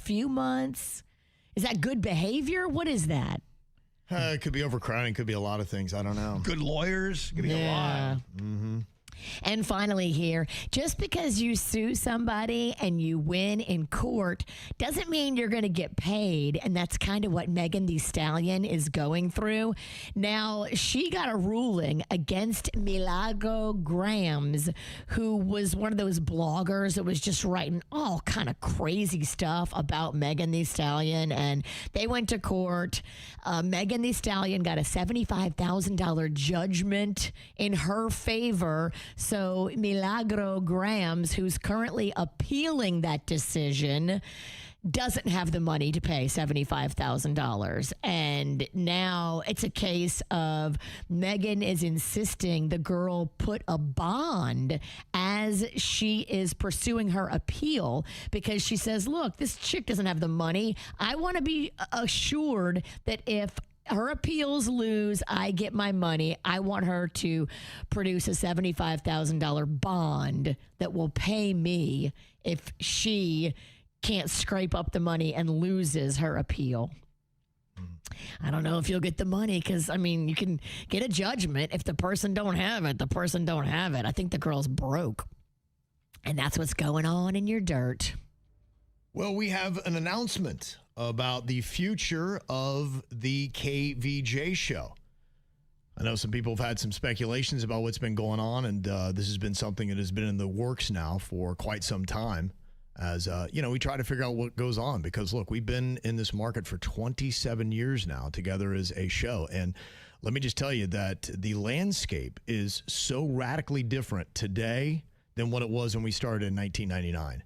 What we do on a daily basis is radically different. Our task lists and what we target and how we connect with the audience, it's crazy, honestly. I mean, the show that we did then, we can't even legally do now. You know, it's true. Breaking the law. It's really, how things have changed. And then the competition that is out there today, too, with podcasts and local influencers and everything else that is going on. So, we're doing everything we can to try to still deliver the best content on so many different platforms now and try to really stay ahead of the game. And so there was a lot of things that we had to really take into consideration when it came to, all right, when we talk about this show, where are we going? Like, where is this going to end up? What are we going to do? We're going to keep fighting the good fight. And so we've had ongoing discussions with our company, Hubbard, and we have decided that we're going to be doing something that we have never done before in our career. Typically, when we decide to make a commitment as a show, we'll do 3 years and be like, okay, let's just see where we are. I don't know. And look, I think our audience knows that we have been in situations with other companies that really didn't favor us and didn't favor the quality of the show. But also know, we will leave a bitch. We will walk away from a bad situation and go start something new and take a chance. Yeah, no, we have, because look, and that was a company that they weren't really helping KVJ grow. And no. We didn't feel like we were fully servicing the audience the way that we should. Well, we were working without a contract, and the people locally were awesome, our managers, our bosses, but the people nationally didn't care about getting us a contract, and they were like, leave or stay, we don't care. We weren't one of the big national brands, and so we were big time an afterthought, and we felt like not only was it a disservice to the show, but it was also a disservice to our audience because we weren't able to compete and give the same kind of quality programming that some of the bigger shows were. We even thought about changing our name to Afterthought. Yeah. It's really about what we were. And then we went to another company, and they tried to radically change the show and what it was. And that wasn't part of the original agreement on that. We just said, we cannot be the kind of show that you want us to be. This isn't the kind of fit. You know, when you bring in KVJ, you've got to let KVJ be KVJ. They changed their mind about what they wanted because they changed their entire management team. And then the new team came in and they were like, yeah, we want more music and Hispanic. And we looked at each other like, uh-oh. Look, we've been through some battles together. We have. No, and look, I mean, honestly, I think it's those battle scars that really do ultimately bring you closer together as a family. And it does. It's been good for us because we've been through a lot of trials. And even here at 97.9 WRMF, this is where we ideally wanted to be because this is a powerful juggernaut of a radio station with a huge signal that we're able to talk to people in Miami and Fort Lauderdale and still get up into the Treasure Coast, even down to the Keys. And we said, boy, that is the station we need to be on. But even this radio station has gone through different courses of management. And some of those with the ownerships have been challenging because we had a company that was actually taking equipment away from us and putting it in other markets, and things started to break, and that was affecting the quality. And we said, hey, look, we love being on this signal, but this is going to be tough to continue here with where it's going. And then we were bought by Hubbard Radio, and they came in and they said, we looked under the hood and we had no idea how much they had stripped the place. And slowly but surely, they have been building it up. And if you don't know anything about Hubbard Radio, they are family owned, and they've been doing media for over 100 years now. And I remember looking at their core commitments that they started with over 100 years ago. It was on the wall when they had newspapers and TV stations. And it was about getting quality people, giving them quality equipment, and letting them fully service the community. And that really stood out to me. I said, that's all KVJ wants to be. I mean, quality equipment. That's Kevin's buzzword. You got to have it today. You really do, to be fully competitive. And there's a lot of really good content out there. We know. And that's why we're so thankful that we get your time and attention whenever we do, because we know you've got a lot of options out there. And that's why we don't take it for granted, your time and attention. And we want to deliver every single time Amen. That KVJ is together. So we decided to do something that we have never before done in our career, and we have decided to commit with a company for 5 years. KVJ will be a part of Hubbard Media That Connects for the next 5 years. We are not going anywhere at all. We will be here until 2031. That's right. Everyone had so many different ideas of what was going on. It's the longest, biggest deal we've ever done. We've never signed a 5-year deal. That's a long deal in radio. And the reason why we are doing that is because I fully trust in Hubbard, and I think Hubbard fully trusts in us. I've never been with a company where I felt this comfortable and this sure, and the alignment is absolutely perfect. Their commitment to quality, they gave us the best equipment. It took a little while to get that equipment to work correctly, but they were on top of it. And they said, no, we are going to make sure that this stuff works right. And they did. And that meant a lot to me to see them follow through on that. Yeah, I'm not just saying this. They are without a doubt, bar none, my favorite company I've ever worked for in radio. Well, it's not even close. They really care about the employees.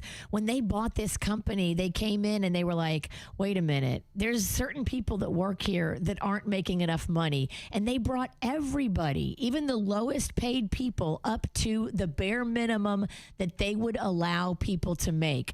People in this building got raises. Yeah. The hardworking, behind the scenes, lowest paid people were brought up to a level that was allowable by Hubbard because they were operating at a level that was below what Hubbard's standards were. That is rare that you see a company make a move like that in these days and times. What they understand is that when they connect with their employees and they have a good relationship, their employees can then have a good relationship with the community. And if that middle part is not right, there is a disconnect between ownership and the community. And everything is in complete alignment to do everything that KVJ wants to do. They've shown us that they will take tons of money to market the show and the radio station. The cash contest that we do for local winners here in South Florida, it's unbelievable how they pay that out. And A lot of the other companies, it's a national contest. And You're competing with every other state. Yeah. What we give away, you're only competing with local listeners. I also love the Kevin Ralston's announcement yesterday on social media because it did come off almost a little somber, confused. Where's the future going? I got hit up so many times from people. I couldn't even tell them. I'm like, I don't know what's going on, man. And I wrote down some of the funnier theories out there, which I was cracking up. Even today, people are saying, oh my gosh, look how sad they look. The one was, they aren't talking to each other. They're mad at one another. The one I saw yesterday on social media, Kevin looks just so tired. He's retiring. He's over it. I didn't realize after I posted, I did look tired. You did. You looked high. You did. You looked high and tired. I don't know why. You were hired. He did. I thought you hit the tincture. Yeah. Like, my man looks like 420. I was tired. Well, let me tell you, honestly, getting this across the finish line, it was a tiring process. Don't show Hubbard that video. They'll be like, I don't know if he got 5 years in him. Right. I looked at that yesterday. I'm like, I don't know if I got 5 years in me. We had, is the Mexican queen pregnant? We had, is Bird getting married? Whoa. We had all kind of things. Bird's leaving. He's not happy. I'm like, what? I'm so happy. So what really, to me, was what did it was just about a week or so ago, Hubbard announced that they were going to be changing the name of the company to Hubbard Media That Connects because they wanted to focus how they were really going to put a precedent in growing into podcasting and digital audio, social media, and things like that. And KVJ has been trying to grow in that space and have needed the help of a company behind us. And when they did that, I said, I think we have complete and total alignment. We're on the same pages. We want to grow in the same ways. They want to grow KVJ, and they want to do it in a way that is not going to affect the local audience in South Florida whatsoever. So KVJ can hopefully start becoming a brand outside of South Florida, but it's not going to cost anybody in South Florida, and you would never even know the difference. I love that they, too, are recognizing it's not just radio. Because, they used to be Hubbard Radio, and now they've changed their name to Hubbard Media That Connects, and that is what we need to be. Available to any platform and to any kind of listener anywhere in the country that wants to connect to it. It's not just radio. I was celebrating last night. My girlfriend Honeyface brought me over a Fudgy the Whale that said 5 more years on it. That's awesome. Yeah, it's really time to celebrate now. So it's nice that deal is done. We're going to have a lot more other things that we're going to be announcing as KVJ continues to take steps forward and doing more things. We're looking at doing more live shows, and we have some progress on that and doing a lot more things within the community as well. So we got a lot of big things going on, and we got a company that really believes in us and is going to make sure that this show continues to get better. I've been wanting to do this since yesterday. 5 more years, 5 more years, 5 more years. So we're very excited about this. We're very excited to be with Hubbard. We're very excited, most importantly, to continue to be able to do what we do for South Florida. Okay, we have been together, some of us, for 27 years, and that's why Virginia and I are going to be partnering up here today to answer the question, do I know Virginia better than Jbird knows Denny's? Ooh, this will be a good battle. Yes, it will. Let's bring these hippies down. Yeah, so we'll see how well we can score on this here today. Now, the first thing that I want to try to figure out here, the question is, has Virginia and Denny's ever won money on gambling? Because, Denny's is really into the sports gambling, I'm sure. Loves him a sport. Yeah, just loves it. And Virginia, I know her husband does, but has she herself ever done this? I'm going to start off and say Virginia has never won money on, you know what? No, I'm going to change that because it's gambling period. You've gambled and you have won. I'm going to say, yes, you have won. You're correct. Okay. I have. I've gambled. Not a lot. I'm not a big gambler, but yes. Would gambling include like scratch-off tickets, lottery, stuff of that nature? It's a form of gambling. It is. It is. So we'll let that fly. So, Jbird, what do you think about Denny's? Has he ever won any money gambling? Well, because Denny's asked that question, I'm going to say yes. So not from gambling, but from a scratch-off. I did win like $20 once or $50 once. I've only won free tickets. That's all I ever won. I've never won cash. Damn. I don't think I have. I got a bad memory. Okay, has Virginia Denny's ever been bitten by a wild animal? Bitten by a wild animal. What do you think about Denny's, Jbird? I believe I've seen it happen. Yes, he has. Have you, Denny's? It's tricky. I had that one where I was sitting in my yard and that chicken flew in and it got me. But like, is that like a wild animal? Yeah, it's a wild chicken. Yeah, I mean, if it was someone's pet chicken? I never got a resolution on that. I was in my yard and I just heard like, and I looked up. Did it gnaw on your skin a bit? It pecked me and it got me with its talon. And then my dog started going crazy. I had to I threw it over the fence. You should have let that dog have a chicken dinner. I was wondering about that. And then I was like, am I going to get in trouble for my dog just tearing this chicken apart? Well, also, too, did you really feel like seeing a chicken get ripped apart by your dog? Again, it was a lot. I wanna go That to chicken sleep. came in the Thunderdome, okay? If you got a dog in the yard and that chicken's got nards enough to come in the yard with the dog, sometimes it's not going to go well for the chicken. It was during COVID, and everyone in my neighborhood got these chicken coops. So it could have been anyone's chicken. Put a roof on your cup. Okay, we'll give a yes on that and a point to Jbird and Denny's. I'm going to say Virginia has not been bitten by a wild animal. You're correct. I put no. Really? Not been bitten by a wild animal. I've been bitten by so many animals. Yeah, we figured that might be the case. And I love animals, too. It's crazy. That's why they keep biting you, because you keep getting too close. I keep my distance. I'm affectionate. I got bit by a horse once. I think you got the horse too, right? I got kicked by a horse in the stomach for my 7th birthday in front of everybody, and then I also had a horse run me into a stable. He pinned you. He did. He ran through me and pinned me. He was trying to send a message. Okay, we're talking about Virginia and Denny's here. Have they ever seen a Broadway or Broadway show? So that would be New York Broadway, and I'm going to say in Virginia. You know it, yeah. Okay, Jbird, what about Denny's? Oh, Denny's and his wife Jen, they got me into the arts. Yes, absolutely. My first one I ever saw was at your wife's elementary school. Yeah, Meadow Park Elementary. Have you seen a Broadway show? I have. I've been to the Gershwin Theater. I saw Wicked up there. I've also seen Phantom of the Opera. Okay. Nice. Theater man. That sounds like you're bragging, Denny's. Seen some off-Broadway. Jbird, do you think Denny's has a Disney Plus account? No. Do you, Denny's? I do not have a Disney Plus account. Okay. You can Disney, use what's the difference between Disney or Disney Plus? Is it all the same? Disney Plus you have to pay for. Yeah, gotcha. Disney Plus is Disney After Hours. It's Disney NC-17. See Mickey like you've never seen him before. See the Little Mermaid take off those shells. We went through and we cut a lot of those streaming apps out. They add up, man. Dude, you have to cut them out. We've been using Jbird's password for years, and that's the only reason I have. Half your. I'm going to go with a no on Virginia, that she does not have a Disney Plus account. I don't. Okay. I use Jbird's account. Rocco got his password like, I don't know, 5 years ago. I only use it for the Star Wars stuff, really. That's why I bought it. Guys? Yeah. I'm not a big Star Wars person, so it wasn't it like $30 a month or something? Yeah, I think that one's expensive. I'm good. Okay, does Virginia and Denny's know how to change a car tire? What do you think, Jbird, for Denny's? Yes, he does. Denny's? Oh, man. I used to drive with those really thin tires, you know.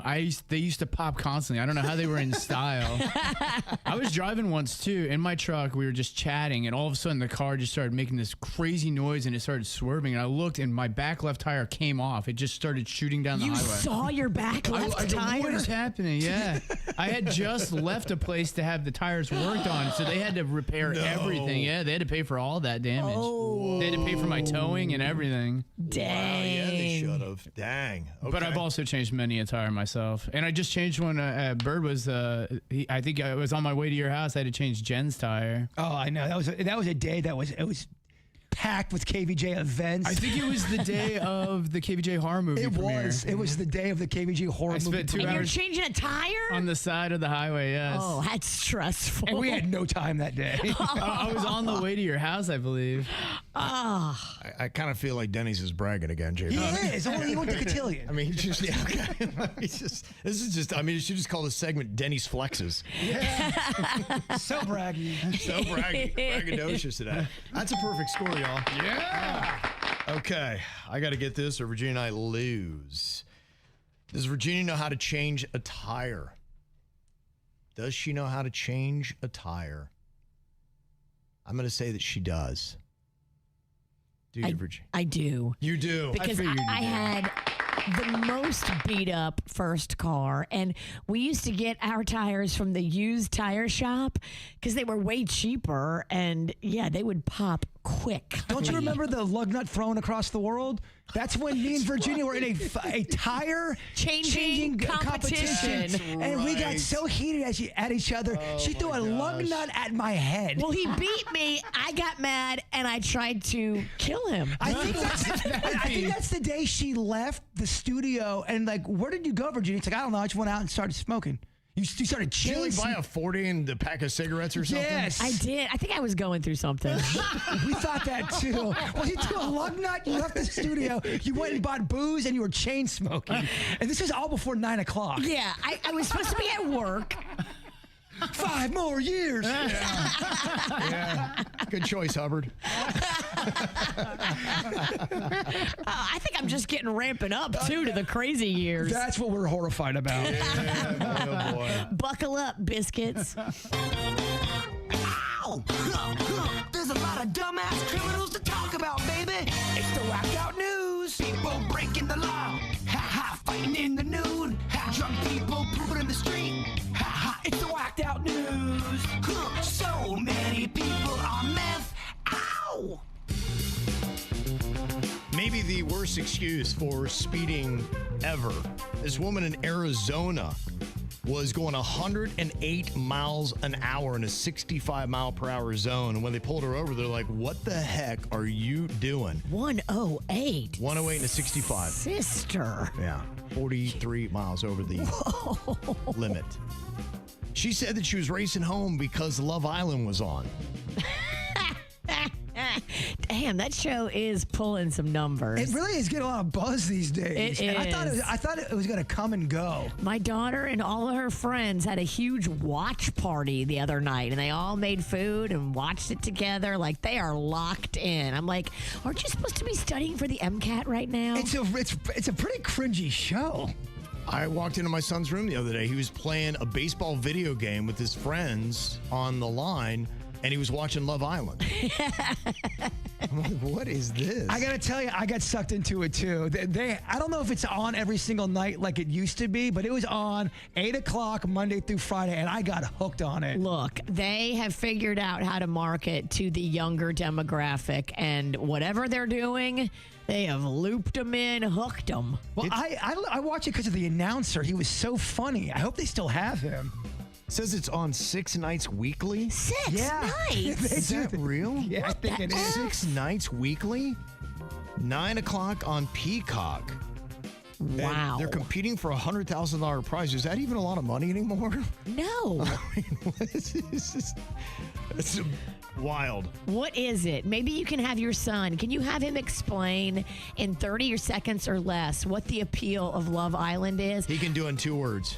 Yeah, hot chicks. Yeah. That's Well, what I mean. why is Magnolia watching Well, it? because of hot dudes. Yeah, It's just hot people. It's hot people, and they're all trying to hook up. So let's say we're all on Love Island together, and me and Denny's got a little rendezvous going, and you think, oh, they're really connecting. There's love developing. Then they bring in 4 new hotties that throw the balance off, and now all of a sudden, I don't like Denny's anymore. I like the new guy, Kevin, over here. And now I'm flirting with Kevin. It's just it's designed with drinking, drama, and sex. Got it. Any chance at work if nobody on that show is attractive? If you had Hideous Island, Gargoyle Island. Wild Boar Island. I would watch. You think? Okay. You can only get on if you're just disgusting. Yeah. Well, some dum-dum in Canada got arrested after showing up to his probation appointment in a stolen truck. Bruh. And he tried to argue, he's like, I was just a passenger, man. Oh, my God. They're like, don't worry, we're arresting the driver too, but yeah, you're in a stolen vehicle, so. You can't shake that crime life. No, you can't. You can't. It Some people can't. Might be the people you hang around with, possibly. Yeah. You got to get new friends. Yes. You got to maybe move away. It's a life lesson in there, my friend. Well, listen to this. They say an Alabama ice cream shop owner confronted a customer 3 months after he left a 1-star review, and they got into it. And somebody said, oh, I'm definitely going to be recording this interaction. Don't you ever worry about the local scoop again, okay? I just didn't have a good experience, so I wrote a bad review. I didn't think nothing of it until she reminded me of it. She assaulted me, touched my torso 3 times. She knocked the phone out of my hand and pretty much destroyed the back of it. Kicked it under my car. You know, the crazy thing, this didn't even happen at the ice cream shop. She saw him at a McDonald's in the parking lot and ran him down. She said it's on like Donkey Kong. So she remembered the comment and who said it, and she held on to it. Small Alabama town where you know everybody. I respect the commitment to revenge. Wow. Sometimes it might take you a minute, but you always need to get the last laugh, girl. Well, good for you. I'm kind of siding with the guy just by how she's handling all this. Maybe he really did have a terrible experience. He deserved it. Wow, her husband jumped in. Oh, he jumped in too. Yeah, he did. He couldn't help himself. Don't you ever leave a bad review for a amazing. Yeah. Well, this will be interesting to see how they sort this out, but there's a sheriff's office sergeant in Palm Beach County that's been disciplined for forcing agency helicopter pilots to provide what was deemed a late-night sightseeing tour for Palm Beach County Mayor Sarah Baxter back in January. Investigators are saying that there was no justification for her 18-minute joyride. The pilot, Christopher Cameron, told investigators that he felt pressured and intimidated by the sergeant to give her a ride. And these are the kind of things that often happen with politicians and taxpayer dollars. And you're like, all right, is it really for us or is this just for you and it's on our dime?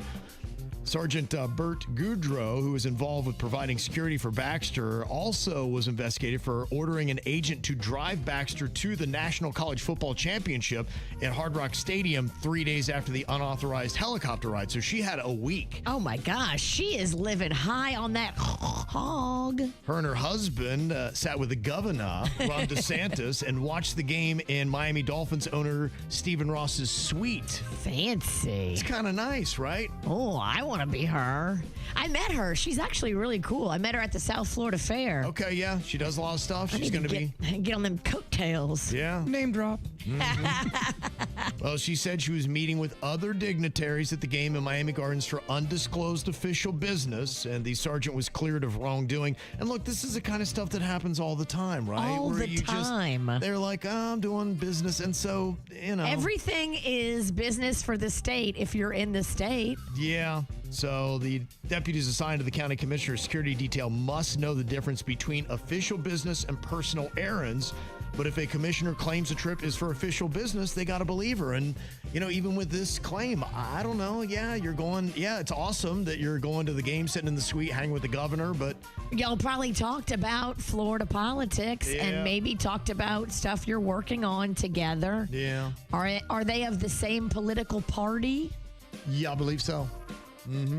Yeah, well, then they're probably making plans to get their agenda pushed through, and that is work. I got to tell you, that Stephen Rosso, man, that guy really knows how to do it. My wife was at Town Center Mall in Boca yesterday. She sent me a photo. She's like, every single tower he's putting up in South Florida, they have where you can buy a place in that tower, and they had big, huge pictures of the towers, almost look like the towers themselves. And they had a leasing office right there in the Town Center Mall. So when people walk by, they're like, that place looks awesome. I want to go live there.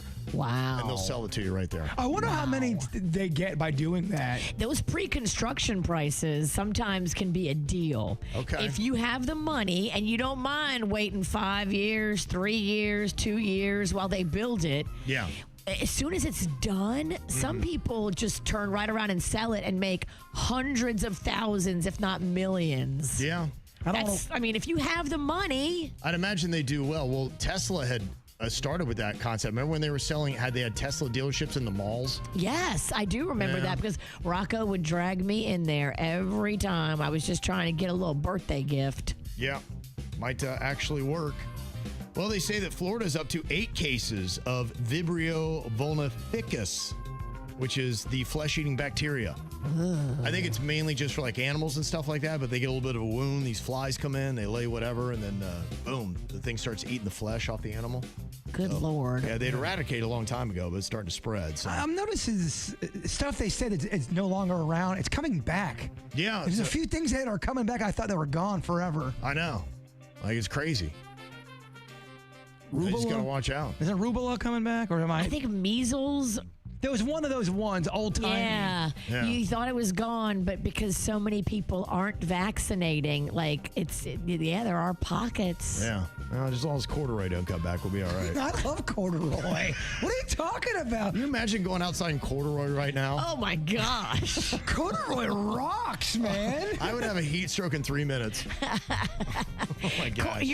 Corduroy is not built for Florida. It's also not built for a person built like Humpty Dumpty. You got to be kind of slender for some corduroy. But a lot of times you will see somebody pretty big in corduroy. I love it. I'm nuts about corduroy. There's a 6-year-old boy in Norway. He went on a school field trip and he spotted something sticking out of the ground. It was a 1,300-year-old Viking-era sword. What? What a find for that for a 6-year-old boy. Isn't that crazy? Does he get to keep it? They called experts to come in, and it's been taken to a museum in Oslo where it's going to be clean, studied, and preserved, and the kid gets nothing. Yeah, they'll give a kid like a fake plastic sword. Thanks, kid. Now scram. You did good. Here's a certificate. What are you thinking about? What are you thinking about? What's on your mind? Are you thinking about? What are you thinking about? It finally sunk in that this actually could be a reality. The flying car. Now, Virginia had sent me something a couple weeks ago about this commercially available single-seat personal electric vertical takeoff and landing aircraft. It's called the Jetson 1, I assume much like the cartoon. Now, it's got a top speed that's limited to 63 miles per hour with roughly 20 minutes of flight time. And the Jetson 1 has a personal electric aerial vehicle, has a maximum service ceiling of 1,500 feet above ground level. So that's how high it can get, which is pretty dang high. And I thought, are we ever going to get to this kind of world just like the old school cartoon, The Jetsons, which saw the future of people were just hopping right out of their apartment in the sky and flying off. Now, they do have some of the sky rises down in Miami that have the ability for flying cars that you can start taking off. They're going to have little landing pads and things like that. And as I look at how they're constructing, for instance, even downtown West Palm Beach, which has smaller streets that were built for cars in the 1920s, you're putting all these vehicles on the road with these towers coming up, and how the heck are you ever going to get in and out? Much like with downtown Miami, it's like they kind of did the same thing. They said, screw it, we're just going to keep building towers. And you know what the traffic's like in downtown Miami, and I assume that West Palm Beach is soon going to be close to what it's like just trying to get into the downtown area. It's not going to get better. No, it's not. I know Fort Lauderdale, they've got their issues on Sunrise and other places there, just trying to get in and out. But this stat gave me a little bit of belief that maybe we are heading to a world of flying cars. Morgan Stanley, who seems to know a thing or two about investing, they believe the flying car industry will grow 185,000% by 2050. Now, you may be like, well, what is it now? So who cares about those numbers? But what this means is it would be more than twice the size of today's global market, reaching $9 trillion. That's what they believe by 2050, which you're like, that's a long 24 years. I mean, you think that's not even the time that we've been on here in South Florida. That is a radical change, is it not? If by 2050, the flying car industry is going to be more than twice the size of today's global car market? I mean, that's easy to say now when it's not happening. Is that But they're really investing in it, which means that they believe and are backing it with their money. Right. You're not just casually saying, yeah, whatever. I think. Yeah. Well, they also invested in Crystal Pepsi, and look what that did. Not Morgan Stanley? No, I'm saying just the universal they. That's to me what gives it the credibility, that you have a place like Morgan Stanley that seems to be wise with money and futures markets. They're the opposite of most of the people I know.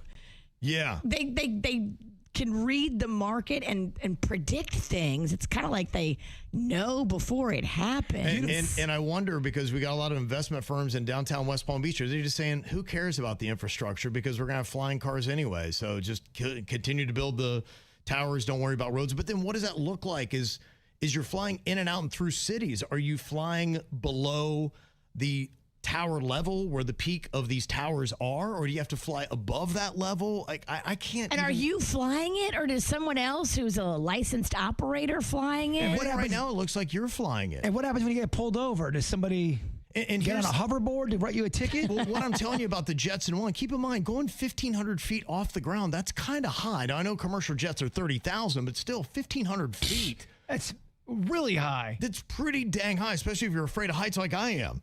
And the thing is, you don't have to have a pilot's license. This doesn't sound right. And they say the total price is approximately $128,000.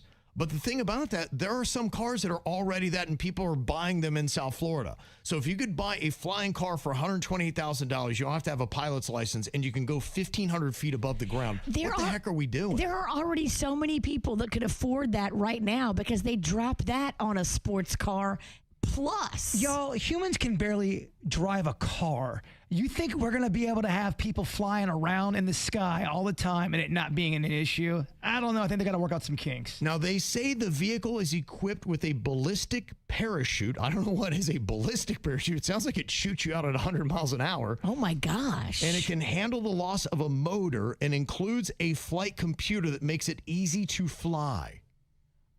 This is insane. Like, that's what made it real. I saw that thing. I'm like, oh, it's a cute little gimmick that, a couple of rich people have. But then when I see what Morgan Stanley's doubling down on, I'm like, maybe they're actually thinking this is our future, that we're all going to be in flying cars. To me, you got to learn to drive a car before you can fly a car. If you can't drive on the road, I don't think you should be in the sky. And most people in South Florida can't drive a car. Exactly. What the heck is it going to look like in South Florida in 2050? There's going to be a lot of wrecks. Oh, you're going to be chilling in your living room. Crashes. And all of a sudden, a van is going to go through your living room.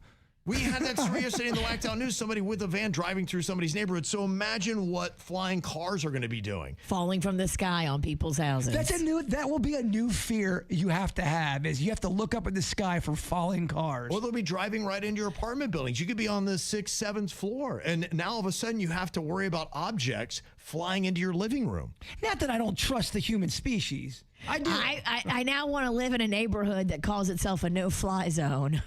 Because I don't want to worry that a flying car is going to fall on my house and kill me and my family. I'm over here asking, can we just go back to the regular locks on a door? It's so confusing these days.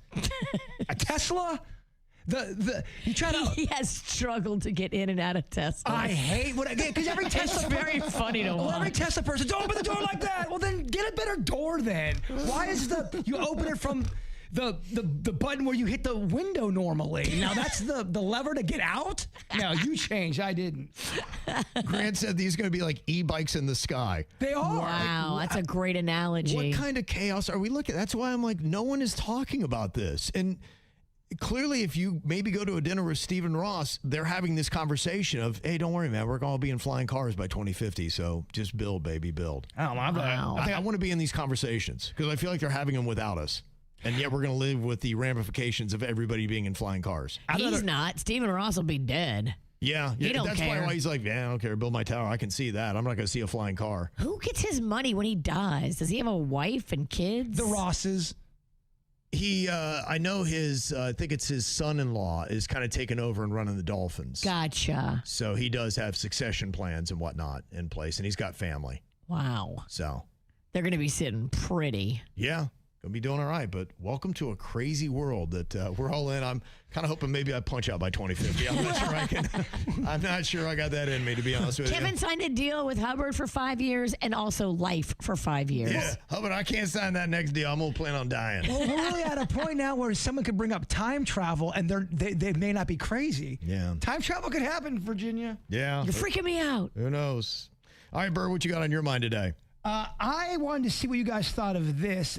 They do a lot of brand pairings with food, and sometimes I don't know if they work. They had Miller Lite Pringles.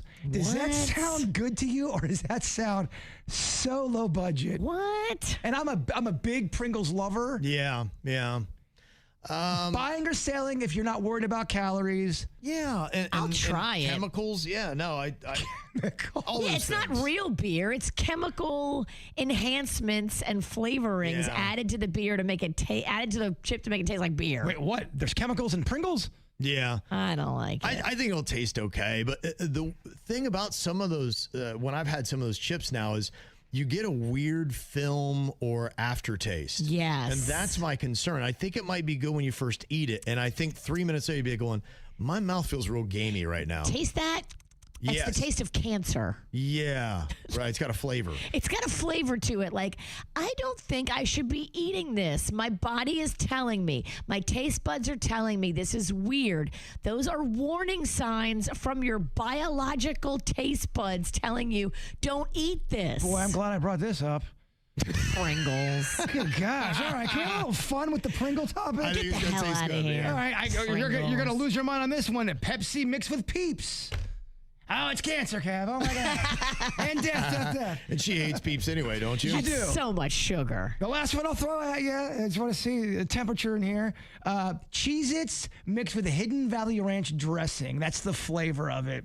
That one out of the three seems like the best. Well, I mean, I love Cool Ranch Doritos. They are good, but that's not Hidden Valley Ranch. I know. That's Hidden why Valley I'm Ranch- leading in with favoritism on this, but you're right. I don't know that the ranch on Doritos is going to be the same as the Hidden Valley Ranch Cheez-Its. I knew you were in there, Fat Kevin. I'm seeing you doing the work. Yeah, I'm buying it. I mean, the fat kid wants to try all of it. But let me ask you an honest question here. When is the last time you got down on some Cool Ranch Doritos? 90s? Maybe. Maybe. I had some yesterday. Maybe. You're talking about Cheez-Its. I saw some Cheez-Its in the clearance section at Publix. Okay. That you kind of have to dig for, but it's on the outskirts. The Cheez-Its not my favorite, but I'll give them, they do like to experiment. So I like that. There was a Cheez-It, and it was hot dog flavor. Oh, Cheez-It, no. Buying or selling? So buying and then puking. Hot dog Cheez-Its. Oh, you bought it? That sounds, no, I would though, just because it's awful. I should have bought it for you. Hot dog flavored Cheez-Its. I was like, what the hell is this? There is a thing that I do with my friends sometimes. The goal is to try to buy the worst snack in the place so we all can be miserable and talk about it. That's fun. I know it's weird, but That's fun. What you got on your mind today, Virginia? Well, today starts a renovation project of a space in my dining room. And you know me. I mean, what's the one thing that I really need to focus more on? Being nice to people. Not going to do that. Oh, okay. Sorry. Drinking more. So, oh no. I am building a bar. I am putting all my focus on this one wall in my this dining is room. because you've never really fully committed to drinking yet. I haven't. No, I know. You're right. Until you build a bar I was in going to have your an intervention with you, house. but like, Virginia, I don't think you're really into this drinking thing. Do you even drink if you don't have a bar in your house? It's a great question. I got a werewolf bar. You do. You have a better bar than me, and for that, I am embarrassed. But my bar is so small. It's barely a bar. It's almost kind of reaching. It's a baby bar. It's a baby. The only reason why it's cool is because I have a werewolf head above it. And some people would argue that's not that cool, Bird. I'm taking a whole wall, and the wallpaper lady is coming today, and she's good. And she's putting up this Versace wallpaper because it's got V's all in it for Virginia or Versace. And so it's going to be this whole like glamorous bar. How do I know she's going to be able to make this annoying? V for very annoying. It's going to be backlit. gosh. It's going to be so cool, and it's going to display all these bottles from all around the world. I do love the look where people, I'm big into illumination, and they'll take the little lights behind their liquor bottles, and at each one, it almost casts its own light, and I'm like, that's a cool look. Is that what you're doing? Yep, I that's love what I that need. look. You're That's right. cool. Backlit bottles. The lights change everything. It And there's a does. lot of stuff on YouTube. These are people who That's are cool. lights experts. They know how to make anything look so much better. There's all kind of tricks. It's a legit talent to have. I'm going to do I did the before picture last night. I sent you a picture of it. It's just a bare space, and we're going to get the journey as it goes, and then eventually it will be a full-on bar. You guys will come over for the ribbon cutting. Yeah. That is cool. Okay. Or the rib cutting. Either one. Let's get some ribs up on that piece. We don't have a ribbon. We have ribs. I love it. It's an interesting, no one's done that. That lighting, though, Bigfoot, my boy, does a great job at lighting, and Twigs does a great job lighting. They're really good at that stuff. All right, maybe I'll have to hire one the snack pack. You pay them in ribs. Are you their agent? Yes, I am. They're like, we have to do it for what? Ribs? I don't even like ribs, man. That's all we're getting? We're not getting any money? Guys, it's $390 worth of ribs, though. It's a great deal. Everybody's going crazy. This ticket is hotness. This is where the kids want to go this summer. I am talking about Universal Orlando, Universal Studios, and Islands of Adventure. We got 2 one-day park-to-park passes and a one-day parking pass. Plus, you'll be in the running for a 3-day, 2-night trip. We got a resort. Everything is going to be going on with that. And we're playing Denny's or Animal this week to get it. And we got Caleb on here from Vero Beach. What up, Caleb? Hi. How you doing, bud? Good. You ever been to Universal before? Yeah. Was it kind of fun? Oh, yeah, I love it. Okay, cool. All right, well, let's go ahead and score these tickets here. We're going to play Denny's or Animal, and we got a clip here of some animal noises. You guys tell us if it's the real animal or if it's producer Denny's that's making the noise, okay? Okay. Okay, first thing we've got is a mallard duck. What do you think? Is this the real animal or is this Denny's? Virginia. Yes? I think that's my cousin. No, it's not. It's not Virginia or Animal. It's Denny's or Animal. So that's the only 2 options you have. My bad. Okay. I am related to that duck. Caleb, what do you think? Is that Denny's or is that the animal? Animal. That is the real animal. Yes, you got it right.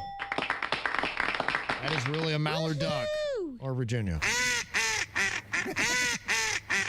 Oh my God, guys! I just told the best joke. I have heard you laugh like that when you pulled a prank on me. Yeah, that is her. Yeah, that's like I've just done something to Jbird laugh. It really is. It's amazing.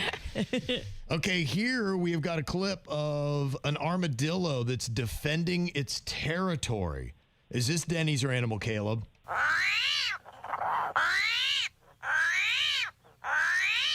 Ooh. Imagine hearing that outside your window. Oh, my goodness. All right, do you think that's a real armadillo or is that Denny's? I think it's a real one. That is a real one, yes. Okay. That's what they sound like. It's kind of wild, isn't it? Huh. It sounds like it's in distress. Yeah, it does. It's telling you, it's like, don't come play. Somebody's touching it inappropriately. Oh, let's hope not. Yeah. Denny's, you didn't do that, That's did why they you? got that shell. You know? Yeah, it's protection. Yeah. And how about this clip? We got some chickens in a coop here. Caleb, is this Denny's or Animal?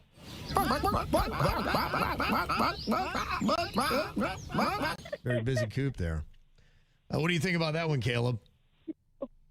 I think that's Denny. That one is Denny's. Yay. You got it right. Perfect score. Way to go. You got 2 one-day park-to-park passes to Universal Studios Orlando and Islands of Adventure theme parks. Plus, you got a one-day parking pass, and you're in the running for the trip for 3 days and 2 nights. Okay, bud? Okay. Okay. You have a you. great day. All right, buddy. Take care, man. And thank you very much to Love the Palm Beaches. Got more tickets for you tomorrow here on the KVJ Show. Virginia was telling us how she is finally going to fully commit into her alcoholism and go for a bar at her house, which I don't know how she hasn't really had anything more than just kind of the bar card or what you've been doing before. I mean, this is really going to be now a tricked out, very pompous bar that you're going to be setting up. It's going to be immaculate and perfect. The one you had before wasn't bad looking. I liked it. It was a bar cart, though. Yeah. Right. And, I mean, if we're really going to go for it here and we're going to make a statement, drinking comes first, you have to commit at least a wall. What's the dimensions on this thing? It is 7 feet by 7 feet by 9 feet. So it's big. Is there enough for me to get back behind the bar and act like a bartender? No, it's not that kind of bar. It's just a walk up and it's in front of you kind of bar. I kind of want to get like a red blazer, bow tie, serve drinks. Oh, okay, yeah. This ain't Duffy's. All right. I don't have the space to build that kind of a bar. Heard. Okay. Now, there's something else that maybe you should consider doing as well. Apparently on TikTok, the concept of the Lady Lair is taking off, and it's simply just the female equivalent of the man cave that you've seen so much about. But now apparently later saying, you know what? Hey, if my husband can have his own little den, his own little cave to go do his man things, why can't I have a she shed or a lady lair? Or a bitch barn? Yeah, whatever you want to call it. Whatever you want to call it. Yeah. Why is it that guys seem to want something like this and women don't seem to be doing it as much? Because they usually take over the rest of the house. It's a great call. That is true. Yeah, the rest of the house is theirs, and you're just looking for one last little corner that can actually be called yours. Yeah, look at Panda's man cave. It's more of a man closet. Yeah. I think because there's a bunch of people on YouTube that show off their man caves or their toy rooms or whatever you want to call it. Yeah. And it's usually some side piece of property or the back of the house, and everything else in the house is normal looking. And or has like floral patterns. Exactly. Or, yeah. Yes. It's more of a typical traditional house. So it's a place where you could close the door. It doesn't throw off the aesthetics of the well-manicured house. It looks proper, and you can do whatever you want in there, and your wife doesn't get all offended that you've decorated the way that you want to. Well, imagine if Panda made a whole wrestling section out in the living room area. You might start to not love that. If I let him, he would. I know he would. I think it also plays into a guy's desire to want forts. Yeah. You know, I think when you're a little kid, like we always had forts, we had clubhouses, we had that kind of stuff. And this almost feels like the grown-up extension of that. Well, I think also, too, guy, girl, whoever, everyone needs a little bit of time to themselves. And everyone kind of needs a room of their own. And you're just making a room that's kind of where you get to chill at, to clear your head, and it's cozy in there for you. And I think everyone, if you can have that, I think everyone should try to do that. Jbird's made his entire house into a man cave, which, you know, it's the beautiful thing when you don't have a lady that is running the house and doing all the decorations. Or, this boy likes his toy. Honeyface helps me with it. Yeah. I was going to say, she's fully gets invested it. too. Yeah. She understands me. Yeah. Oh, she knows what to say to the bird. Yeah. Yes, in 2 different languages. Well. So what do you think you would put in a lady lair if you had one, Virginia? Oh, okay. Lady Lair. Because to me, the point is that, yeah, I mean, you do get to control the rest of the house. I mean, so how would a lady lair even be different than just what you've done with the rest of the house? I think maybe it could be like a mini spa. So it could be dedicated to all things beauty and wellness. You could have a little sauna. Right. You could have a little jacuzzi. You could have a little steam room. You could have a place where you do like professional application of makeup Your and red hair. light therapy. Red light therapy. Yeah, there's a lot of cool ones too. There was this one woman, she made her own little room like that. And what she did was she made it all video games. It was, you can buy those, the old school video games at somewhat of a cheaper price. I think they're like $400. Some of them are more, but she had a bunch of those in there. And then she had 2 different setups for video games, and it looked so cool. It was like a mini Dave and Buster's. That is cool. When somebody turns their place into like a mini arcade and they love gaming, like that's your space. There's a ton of stuff online that you go, oh my gosh, I want to do that to my house. No, I want to do that to my house. It's insane. If you are able to get weird and crazy in your house, it's fun. Yeah, I would love to do a man cave. My house is too tiny, but you know. Yeah, you got to have space for that. Yeah. All of your space is already accounted for. Look, if you ever need to get away, I've got that whole closet I turn into a jungle. And it really is kind of like its own little man cave. But eventually, you know, Cannon won't be living there anymore. Then you'll have more space. Right. You could turn your office more into a man cave, unless you change where that's at your house. But when I go over there, you could make that Buckeyes galore. You can get figures on shelves. Yeah. It looks different now in there. He put beds in there. Yeah. Oh, wow. It looks like an Airbnb. Every time I go there, it's changed. Really, yeah, we're in a lot of changes right now. Are you running an Airbnb? We could now. Yeah. You could. We could. They got double bunk beds. Yeah, it's double bunk beds. In that now. one office space. So where do you do your work at now? Yeah, I just sit it wherever I can. Okay, you get it where you fit in. And I'm not fitting in really anywhere. That's why I'm like, well, gosh, I need something. Get in where you don't fit in. I would take a man chair. I just want someplace I could sit in my own house. I really don't have that right now. So yeah, it's going against me. What would Virginia do? That's the question here. And I think they're coming to Virginia because whenever you have a problem with your neighbor, go to Vicious V, because she's had a few disputes. I mean, there's nobody on the show that has more experience with conflicts with neighbors in Virginia. It's what I do. It's what she does. Because I don't put up with S-bomb. If you bring that S-bomb, you're going to hear from me. Oh, boy, getting her riled up already. Raging Cajun. You want some of this? I want nothing. No, I do not. I want to go home and be peaceful. You just signed up for 5 more years of this. I know. That's why I look so tired in these videos. So the question here for Virginia, no one's asking Jbird and I's opinion, says my neighbor has made it his personal mission to document everything that I'm doing.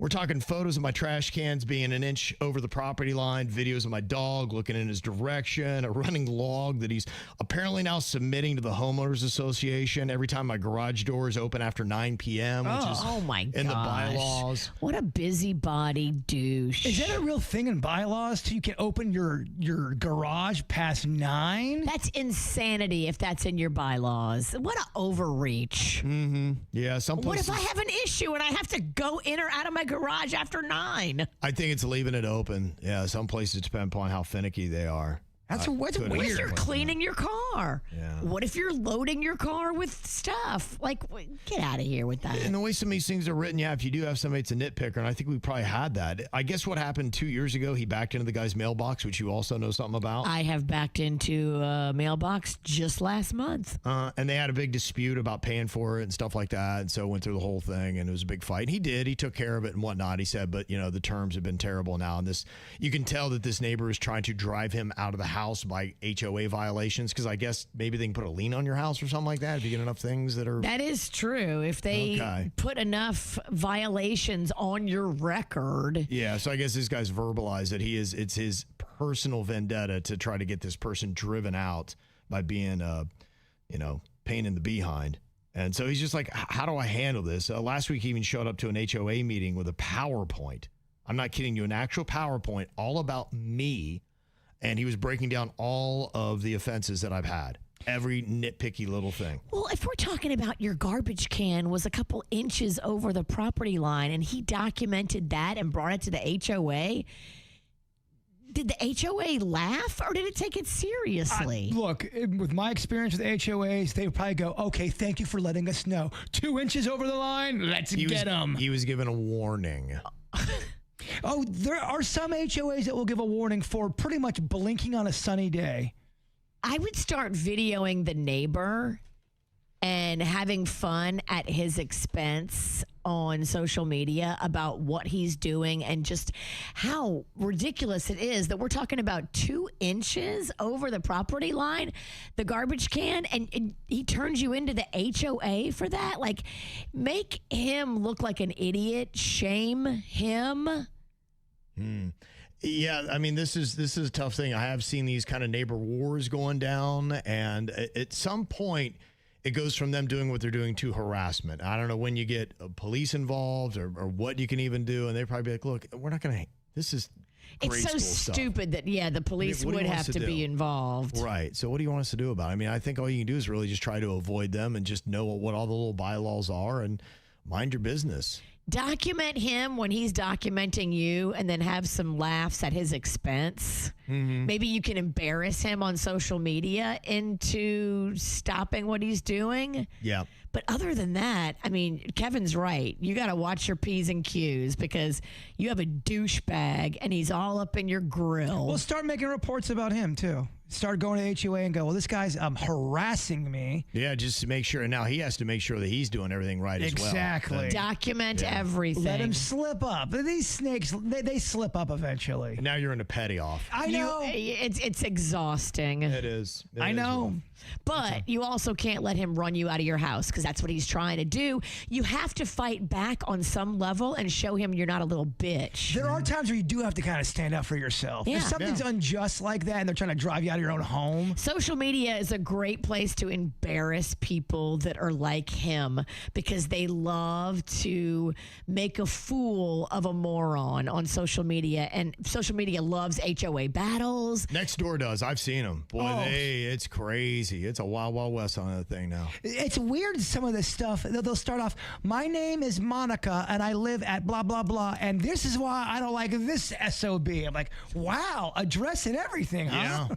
It's good reading, baby. Bring your popcorn. It is good reading. Just know that you have to step it up and show this guy that you can fight back. Do not just take it. I feel like next door is mixed with anger and alcohol and then no judgment whatsoever. They're just angry, they're drinking, and I'm going to get online. Poor judgment. Here's my address. Come and get me. I mean, it's a perfect recipe for great entertainment. It really is. Put those three things together.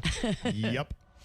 Well, about 20 years ago when she was mayor of West Palm Beach, we toilet papered our neighbor's house because we got the wrong address. And we're supposed to TP her house, but Lois Frankel was a really good sport about it. Now she's a congresswoman, and she's making waves this week by calling for a probe and getting Barry Krischer on the stand, who helped with that sweetheart deal that Jeffrey Epstein got. So I'd like to ask her some questions about that. Let's not forget, too, I gave her a very hot lap dance one time. Sure did. That's right. Yeah. I went up to her office, delivered it like a delivery. Yeah, she loved every second of it. And if you talk to her about having her neighbor's house toilet papered by the KVJ show, she'll tell you it's actually way worse than having your own house toilet papered by the KVJ show. Now your neighbor hates you, and then they start causing problems with the HOA. Yeah. Now your neighbor hates you forever. Yeah. And she was like, damn, that was really a terrible thing y'all did to me. I'm sticking to it. The intern gave me the wrong address. Always blame the intern. She did, though. She really gave me the wrong address. On purpose? No, I think it was an accident. I'm like, are you sure this is the house? I'm like, yeah, this is it. This is the address. I'm like, all right, let's do it. Oh, crap. I think we got the wrong house. There's also another story that points the finger at law enforcement in Palm Beach County on the Epstein deal as well. So we'll be bringing that up on the after the show. So hopefully you'll be joining us. We'll be on in just about 5-10 minutes. You can watch it live on YouTube, Facebook, Instagram, and Twitch, or get it on demand on YouTube and Spotify. Before we get there, Bird, if you would wrap us up with your thought for the day. Every scar is proof that a wound healed. Let's do that again. Every scar is proof that a wound healed. Don't let old pain convince you that you're still broken. See, the second time was better. Yeah. Yeah. Yeah, there you go. It wasn't you, it was the quote. Go fish. The KVJ Show on 97.9 WRMF.